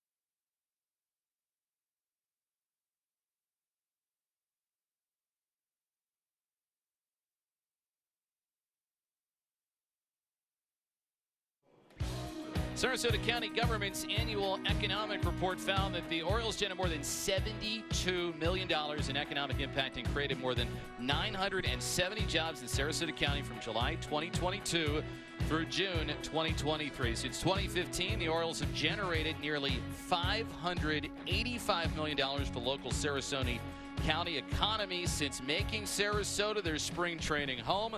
More than 1.3 million fans have attended Orioles games at Ed Smith Stadium, and if you have not gone, please go. It's a great place, and Orioles really lucky that they call Sarasota their home in spring training. Wanderson Charles is the new pitcher for the Orioles here, as there is his time across 2 levels in the minors with the Orioles last year. And if you look at that strikeout number, that's a big number, 66 Ks at 45 1/3 innings for Wanderson. And Brandon Hyde has talked about how he loves his big arm, and they find places for big arms. And if secondary stuff comes along and more strikes are thrown, you never know what can happen in his career. I mean, we're not saying that he is going to turn into Felix Bautista, but it could very well be a similar type story where somebody grinds it out for a while in the minors, eventually it clicks, and they come to the major leagues and do great things. And yeah, there is some nasty stuff right there as he starts with a strikeout. And you can see why right there with that breaking pitch, and he's straight over the top, and that is just moving away, and you can tell by the hitter's reaction that, oh man, I don't want to swing at that, but it's too late by the time it's there. And that's what happens when a pitcher's throwing upper 90s, 100, can touch 100. It's, you got to make the reaction really quick, and if you get a breaking ball on top of that fastball, it's got to be a really tough at bat. There's a first pitch strike. And Charles reaches triple digits. Has huge stuff is what Mike Elias said. That is well struck out to right field. Etzel goes chasing it, but it's over his head, and it'll one-hop the wall for an automatic double. Now that one was squared up by Lockridge going to the opposite field, and the Yankees with a double here and 1 out. Yeah, and sometimes, I mean, it goes to show these hitters are really good too. It doesn't matter if you throw 100, they can catch up to it if it's not located well enough. It's an amazing thing what these hitters can do when they square up a ball like that. And a day like today with the wind blowing out, the ball's going to jump out to right field. So the first pitch here is down for ball 1, and our first maybe spring training faux pas. I was doing pretty well, Brad. That was actually Josh Bro who hit the double. This is Lockridge up at the plate now. Hey, we'll take a one-hitter. Perfect game is one thing. We'll take a one-hitter for today. 2 balls and no strikes. Another sellout as well at Ed Smith Stadium, 8,204 here for this one. A little bit more of an overcast day than last time, but still very hospitable temperatures down there.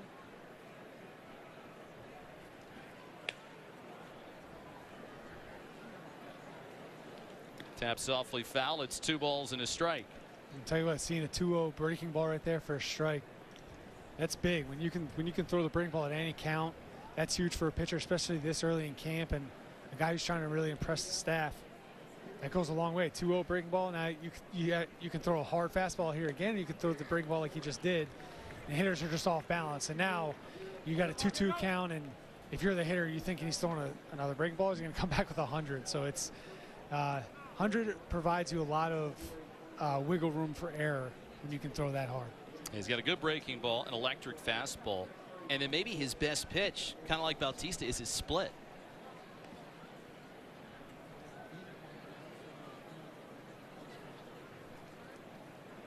See if he throws that one here. She does. Looked like it. Yep. Full count now against Lockridge. Came on to play the outfield and took the spot of Alex Verdugo. Orioles getting runs in each of their last 3 innings. The big inning was the 6th where they scored 4 times.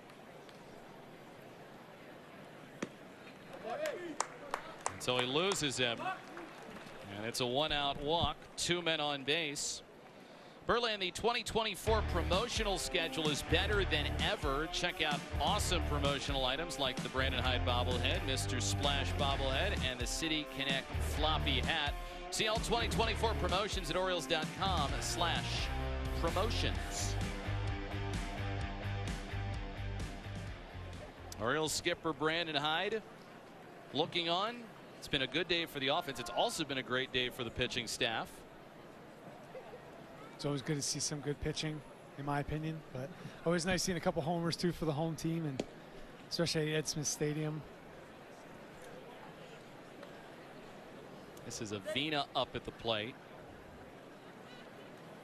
One of the things I always found interesting with spring training we talked about the other day was just the different trajectories of everybody while they're there at spring. You know, you have guys trying to make the roster, guys who are just there for a day, guys who already know are going to play a vital role for the team, and everybody's there all on the same field at the same time. And it's, to me, it always was interesting because I pretty much had been in every spot where, you know, I was there for just to get a look and, you know, kind of, you know, get myself in front of the staff, and then I've been in a spot where I've been trying to fight to be on the team, and I know I'm on the team. And to me, the spring, that to me was always one of the more interesting things about spring training.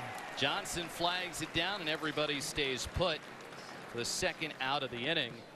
How nervous are you if you're one of the guys who are in the game right now and maybe you haven't played a whole lot of games at spring training? I mean, when you're on the field and you're in the same dugout or in the same bullpen as some of these big leaguers, what's it like those first couple of times? Yeah, it's crazy. I remember my first game happened to be Ken Griffey Jr. was on the Mariners, and I didn't get to face him, but he was on the field right before I went in the game. And I just remember thinking, like, this can't be real right now. And it means a lot to those guys, and I think it's one of those things that kind of gets lost in the spring training thing, because obviously, you know, as a fan and doing these broadcasts, you're worried about who's going to be there in the big leagues. But, I mean, it means a lot to these guys who get to go up there, and I think a lot of times, I don't know if it's still this way, but you used to get meal money, so that was you're getting close to $100 a day at that time, when as opposed to the 15 that you got. So that was a big reason why. But you're up there and you're getting to get in front of the staff, and like I said with the coaches earlier in the game, they're there all game and they're watching, whether it's the 8th inning and it's 7-0, or if it's 2-1 and it's the 5th inning and all the starters are still in. They watch every single pitch. So I think it's just it means a lot to those kids and their parents and their families. I still remember getting the paper clipping from my aunt of the game I was in, and it was a spring training game, you know, towards the end of camp, and my name happened to show up in the box score the next day, and she cut it out at the USA Today, and I still have it somewhere in my house. So wow. Those kind of things are cool that you know, you don't really think about while these games are going on. It's hard to keep track of the names and who's playing, but it means a lot to those kids that get in the game. 3-0 the count against Jones. And Charles pumps in a strike. That being said, it's not the most fun when you're getting towards the end of the camp and trucks are getting loaded up and you don't know if you're going to AAA, if you're going to the big leagues, and you hope at some point you'll get there. But it's always nice being there for that opening day roster and getting to go, especially here with the orange carpet. It's one of the best experiences I've had in baseball, and those types of things are really special, and you kind of take for granted when you're playing, and now that it's over, I could look back and just realize how special it is to make a big league roster opening day and to be involved with all that kind of stuff and be a part of some good teams. It's a lot of fun and an awesome experience for all involved. Jones spoils this one from Charles, and it remains a full count. When you were running down the orange carpet, were you scared that you were going to trip? That was always a fear of mine. I made sure, I think I had turfs on, because I did not want to have cleats and take one short step and eat it on the orange carpet, because I don't know, that would be either a really bad one to start the year, or maybe that's get out of the way and it's going to be an unbelievable year. So bounced on the ground to first base. Brentspach's got it, steps on the bag, and the inning is over. Couple of base runners for Charles, but no damage done. Good crowd of Orioles fans today. 7-0 O's.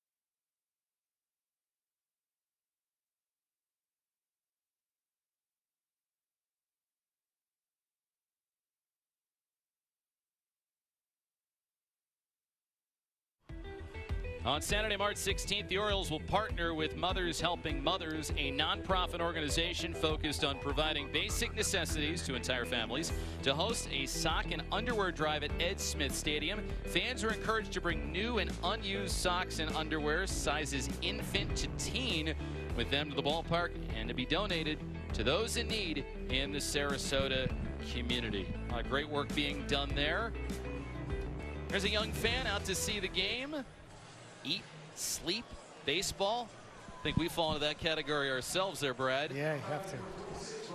So we go to the bottom half of the 8th inning, a 7-0 game. Orioles, you saw that big six where they scored 4 times. Here's McKenna to bat for the second time against the new Yankees pitcher. It is Nick Burdi, and they'll start McKenna off with ball 1. Nick Burdi last year got in a few games with the Cubs. 3 games in total, 3 innings pitched.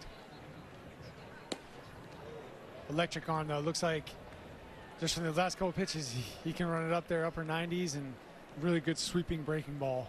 That new slider pitch that a lot of pitchers have been throwing since last year. And we have heard about Burdi that he has open eyes in Yankees camp. And throws from that lower arm slot, big time velocity. He's had a lot of bad luck in his career. I mean, 2 times Tommy John and also thoracic outlet surgery. Yeah, definitely. He's on a list you definitely don't want to be a part of, but he's made the most of it. And, you know, credit to him. He's come back from 3 major surgeries and is still pitching at the big league level. So credit to him for his perseverance and hard work, because it takes a lot of time and maybe more mental stress than anything else when you're coming back from injuries, especially those 3 different surgeries that he had. This is the corner there. Full count against Ryan McKenna. Trying to get it going in the spring.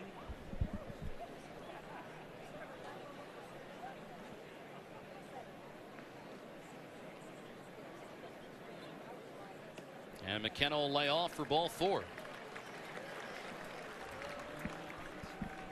Base runner to start the inning for the Orioles. The MLB Ballpark app will complete your next visit to your favorite ballpark. Buy and manage game tickets, redeem offers, access exclusive content, and much more. Download the MLB Ballpark app today. It's funny watching Burdi in the game now. This is kind of what baseball's turned into. Obviously, spring training, you're going to have guys pitch whatever inning. They're going to have good stuff. Throw 98, 99, or whatever. But it's funny hearing hitters talk about how it used to be. You used to love the hit and blowout games because you'd have these guys coming in throwing 86, 88, and that's where you get your RBIs, your home runs.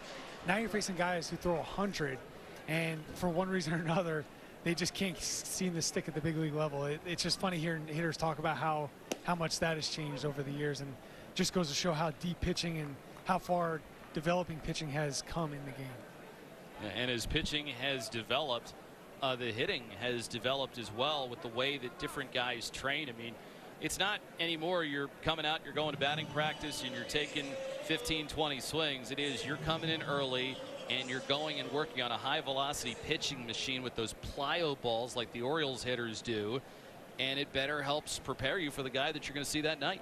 Yeah, definitely. And I think just with the technology stuff, it's, you know what's a good swing, what's good contact now without having to like go off a feel, which I know when I first came up and halfway through my career, when you're throwing pitches or when you're in the batting cage, it's this feels good or that felt good, but you weren't exactly sure. But now there's no questioning it because you can go back and you can read the data, whether or not you squared up the pitch or, you know, what the velocity was on this or that. And it's definitely turned into an interesting part of where the game is at today. This guy that you know, Adam Jones, one of the guest coaches that's in tow. You heard from Robinson Chirinos earlier on today. And so Jonesy getting to spend some time with this talented young Orioles team. Guys can learn a few things from him, both sides of the ball. He's a pretty good defender in his day and can hit the ball. He hit a few home runs here at Camden Yards. So. And our pal Ben McDonald, he was in uniform last week, spending some time with the pitchers. Strike 3. That's a nasty breaking ball, and Robinson bailed out. And just another example, if you didn't know already how hard it is to hit major league pitching, there's a perfect example right there. I mean, he thinks it's going to hit him in the head, and it's a called strike. So it's it just goes to show what some of these pitchers can do with their breaking balls and the kind of spin they can get on these pitches. My recommendation is don't think you can hit big league hitting or big league pitching because it's really tough. Outside for ball one, and it might explain some of the struggles that a guy like a Colton Cowser's had, even Adley Rutschman had when he got up to the major leagues. We've heard it time and time again. In no way, shape, or form can AAA pitching match up with big league pitching. Yeah, and I think you'll run into arms or you'll see bats that you know are big league bats or big league arms, but there's something that is keeping them from being in the big leagues. And when you get to the big leagues, you're there for a reason, and especially guys who have stuck around for a long time, there's a reason why they've been there for a while. And it's just hard to fathom what these guys can do with the baseball now. Like we said, with the training, the advanced training they have now and everything, it's crazy at how these pitchers can spin the ball and how they can throw their different types of fastballs, and every pitch looks the same and it's coming out of the same tunnel, and it is a different era of baseball, that's for sure. 1 ball and 2 strikes. This is Colin Burns up at bat. 6th spring game that he has played in.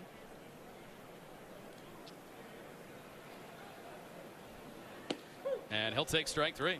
And it's another one of those breaking balls from Birdie. Yeah, and going back to what I said with the hitters and trying to figure out the way pitching is today, you can see this breaking ball.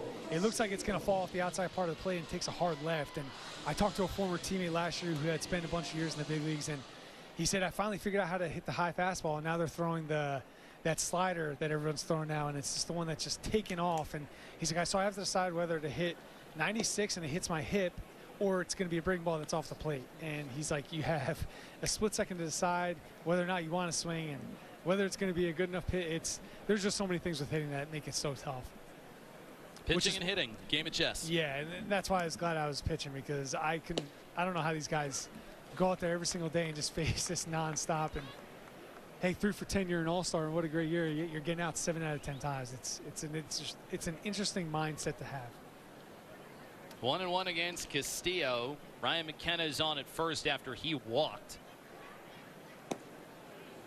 And it's a knee-high strike 2. Castillo felt that was low.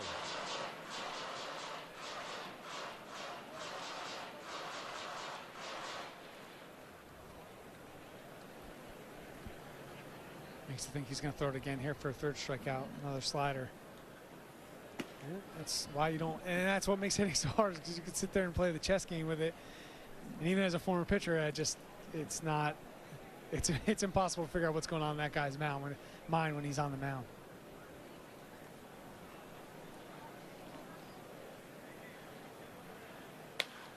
Hit on the ground up the middle. Nice backhanded pickup there by Jones, and he bounces the throw in. Rice can't handle it. Everybody's safe. McKenna slides up to second base, and the Orioles are not out of this inning yet. It's a base hit for Castillo.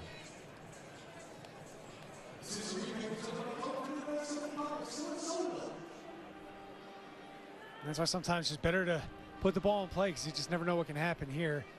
Not an easy play by any stretch here for the second baseman, having to go across his body, being all the way past the second base bag, and then throwing back to first base. But it's amazing on a daily basis how many times you'll see that play made. Any big league game you watch, they make it look way too easy. All smiles there at second base. Jahmai Jones trying to pick it up.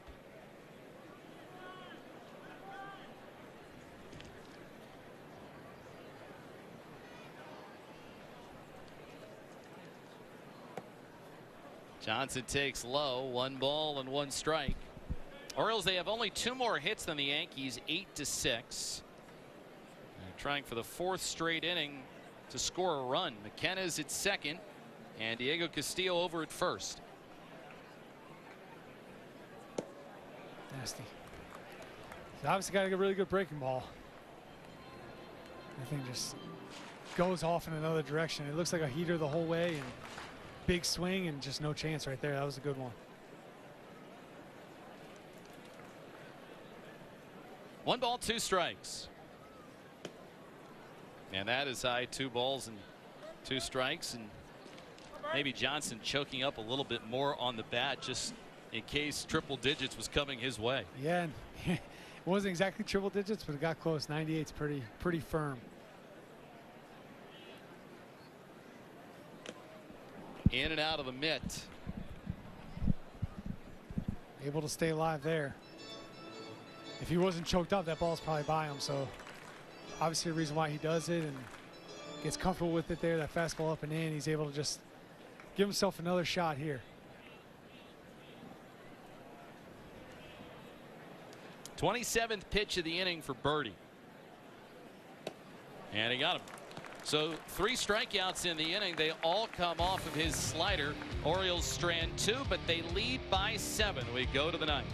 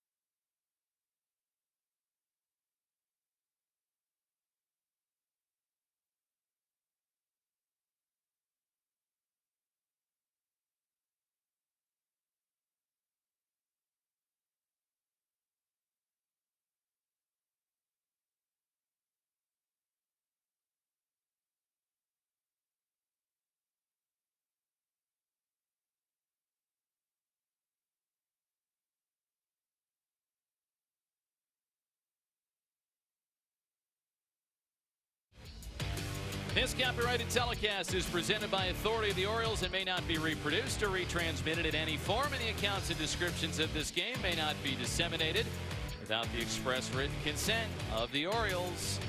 At Smith Stadium, near that gift shop, see all the banners that are up there, and that includes the 2023 banner for American League East champions. They'll beat the Boston Red Sox to wrap up the division title, the Tampa Bay Rays to wrap up a playoff spot. Logan Reinhart, the new pitcher, takes over for Charles, and he'll miss with his first pitch, 1-0. And then the Orioles, all the success that they had last year against the American League East, it was something to behold. Yeah. 2 balls and no strikes. When you have to play them the most of any other team, that's definitely a good thing to happen. And usually you're going to put yourself in a good spot when you win a lot of games against teams from the AL East. Inside for ball 3. It's not many years where you can win the season series against every team in the American League East. It's so rare because it is the toughest division in baseball. And it's truthfully probably one of the hardest divisions in all of Major League sports.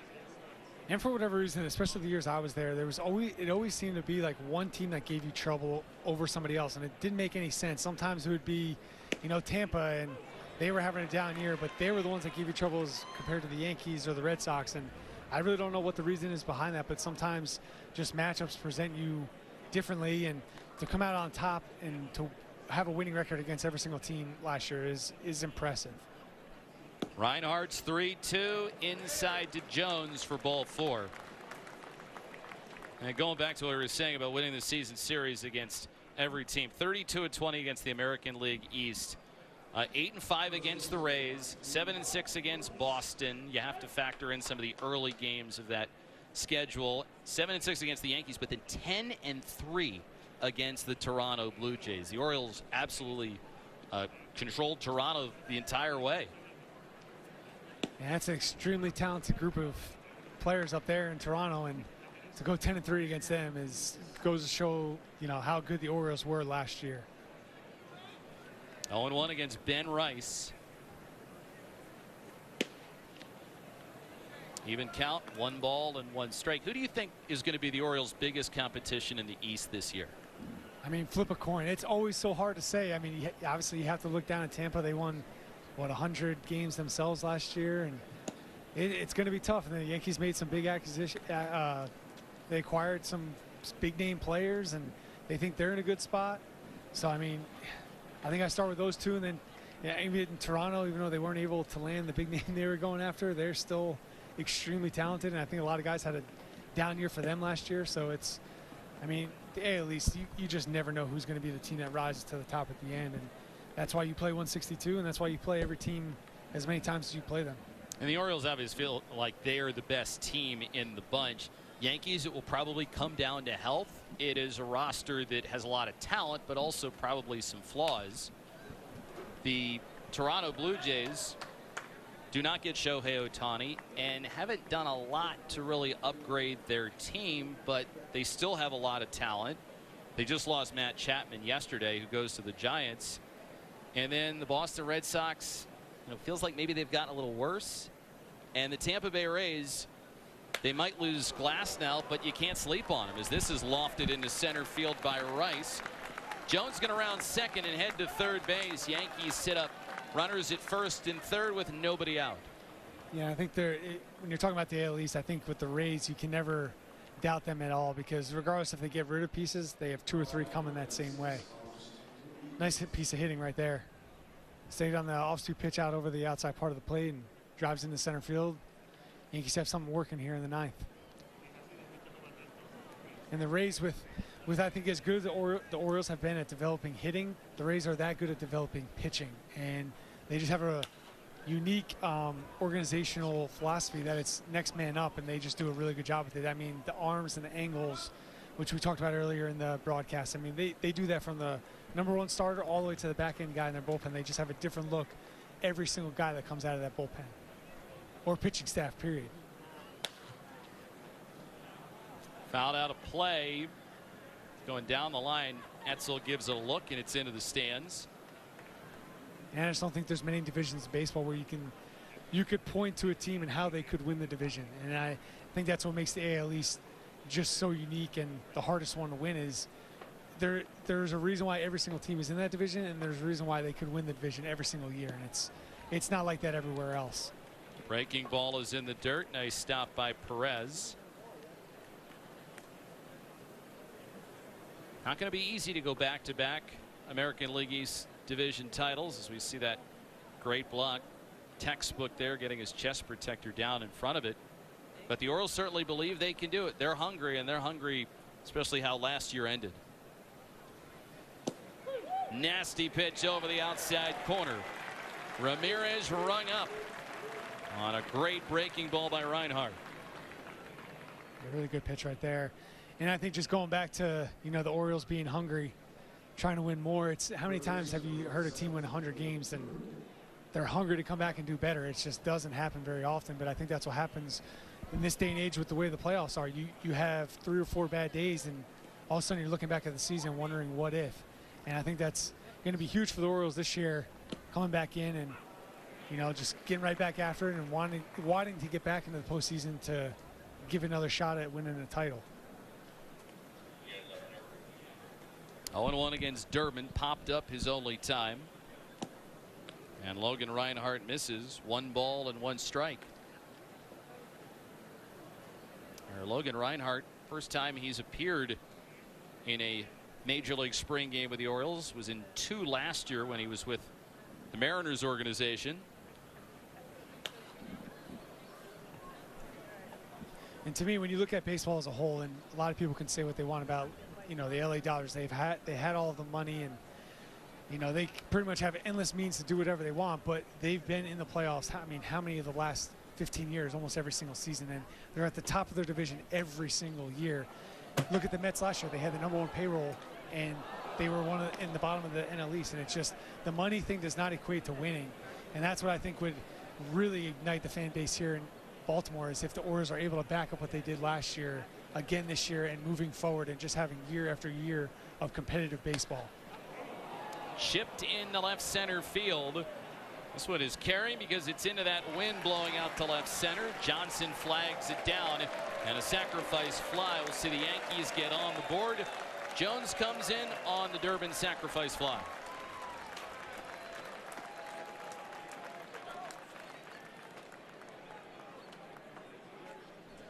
Yeah, just does a really good job staying on this pitch and driving out the center field up into the jet stream, and maybe doesn't carry as on most days like that, but long enough to get the runner in. But once again, nice job by keeping the runner off second base there on a ball hit to left center field.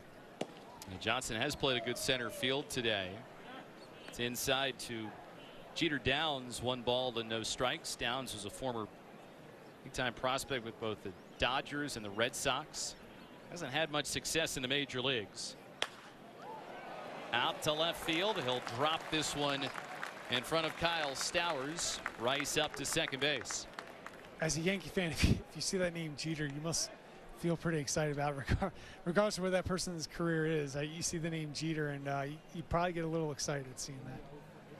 Now, right on the nose, feels like somebody that should be playing for the Yankees. And Perez is out to speak to Reinhardt. This has been a good day for Orioles pitching. Cole Irvin, 3 solid innings. He had to battle a little bit, but didn't give up any runs. 1 walk, couple of double plays. And then between Julio Teheran, Dylan Tate, Nick Vespi, Luis Gonzalez, and Wanderson Charles, that group over the span of 5 innings gave up only 3 total hits. Yeah, I mean, really great job from the pitching staff today. And I'd almost even argue with Cole that it was good to see him go out there and have base runners. And a lot of times, opposite field, base hit. The stop sign goes up at third as Rice wanted to come around, and Retzbach cuts it off. Bases loaded now. The Orioles just need 1 more. Yeah, another good job of hitting here, just kind of hitting the ball where it's pitched and hit out the right field and extend the game. I mean, it is the 9th inning here, whether it's the game counts or not, but it's, you know, you don't want to make the last out, regardless if it's a spring training game or a regular season game. 2 away, bases loaded. And Lockridge stepping up. First pitch breaking ball is in for a called strike.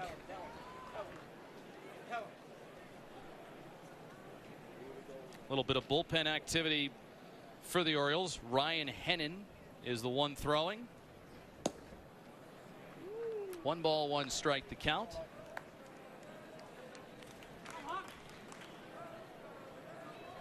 Somehow, regardless when the Orioles and Yankees play each other, it always seems to be like a final at bat type of game. Spring or not, it always somehow seems to be close when it comes down to the 9th inning. All right, Reinhardt tries to put him away. Ball and 2 strikes, base is clear. And some cheers coming from this sellout crowd here at Ed Smith Stadium. 1 ball and 2 strikes. Orioles, they will be back in action tomorrow. As the Orioles tomorrow are going to be in nearby Bradenton to take on the Pirates. Line drive out to left field. So bringing a couple more runs for the Yankees. Rice is in. Downs is right behind. A 2-run base hit for Lockridge to make it a 7-3 ball game. And Brandon Hyde is coming out. And that is going to be all for Logan Reinhardt. The Yankees have done a good job this inning here, just staying on the pitch, and once again, just not wanting to make that last out, making it difficult here for the Orioles to close this one out. Now we're going to go to the bullpen one more time. 2 outs in the top half of the 9th inning. Reinhardt is out, and we'll tell you about the new pitcher when we come back.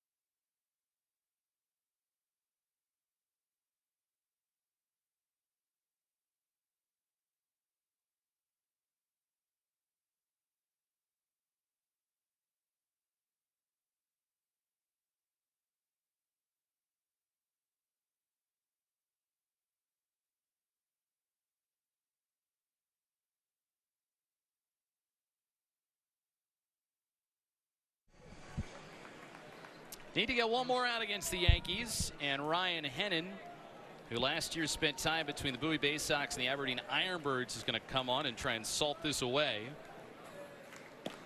Hennon will deliver a called strike. Great numbers for him with the Bay Sox. And then also a solid season with Aberdeen for Ryan Hennon. And it's a safe situation. You know, that's true. Might not seem like it, but I always keep track of that. No balls and 2 strikes. And a tying run in the on-deck circle. 0-2 is Ryan Hennon. Ready with his next pitch to Avina.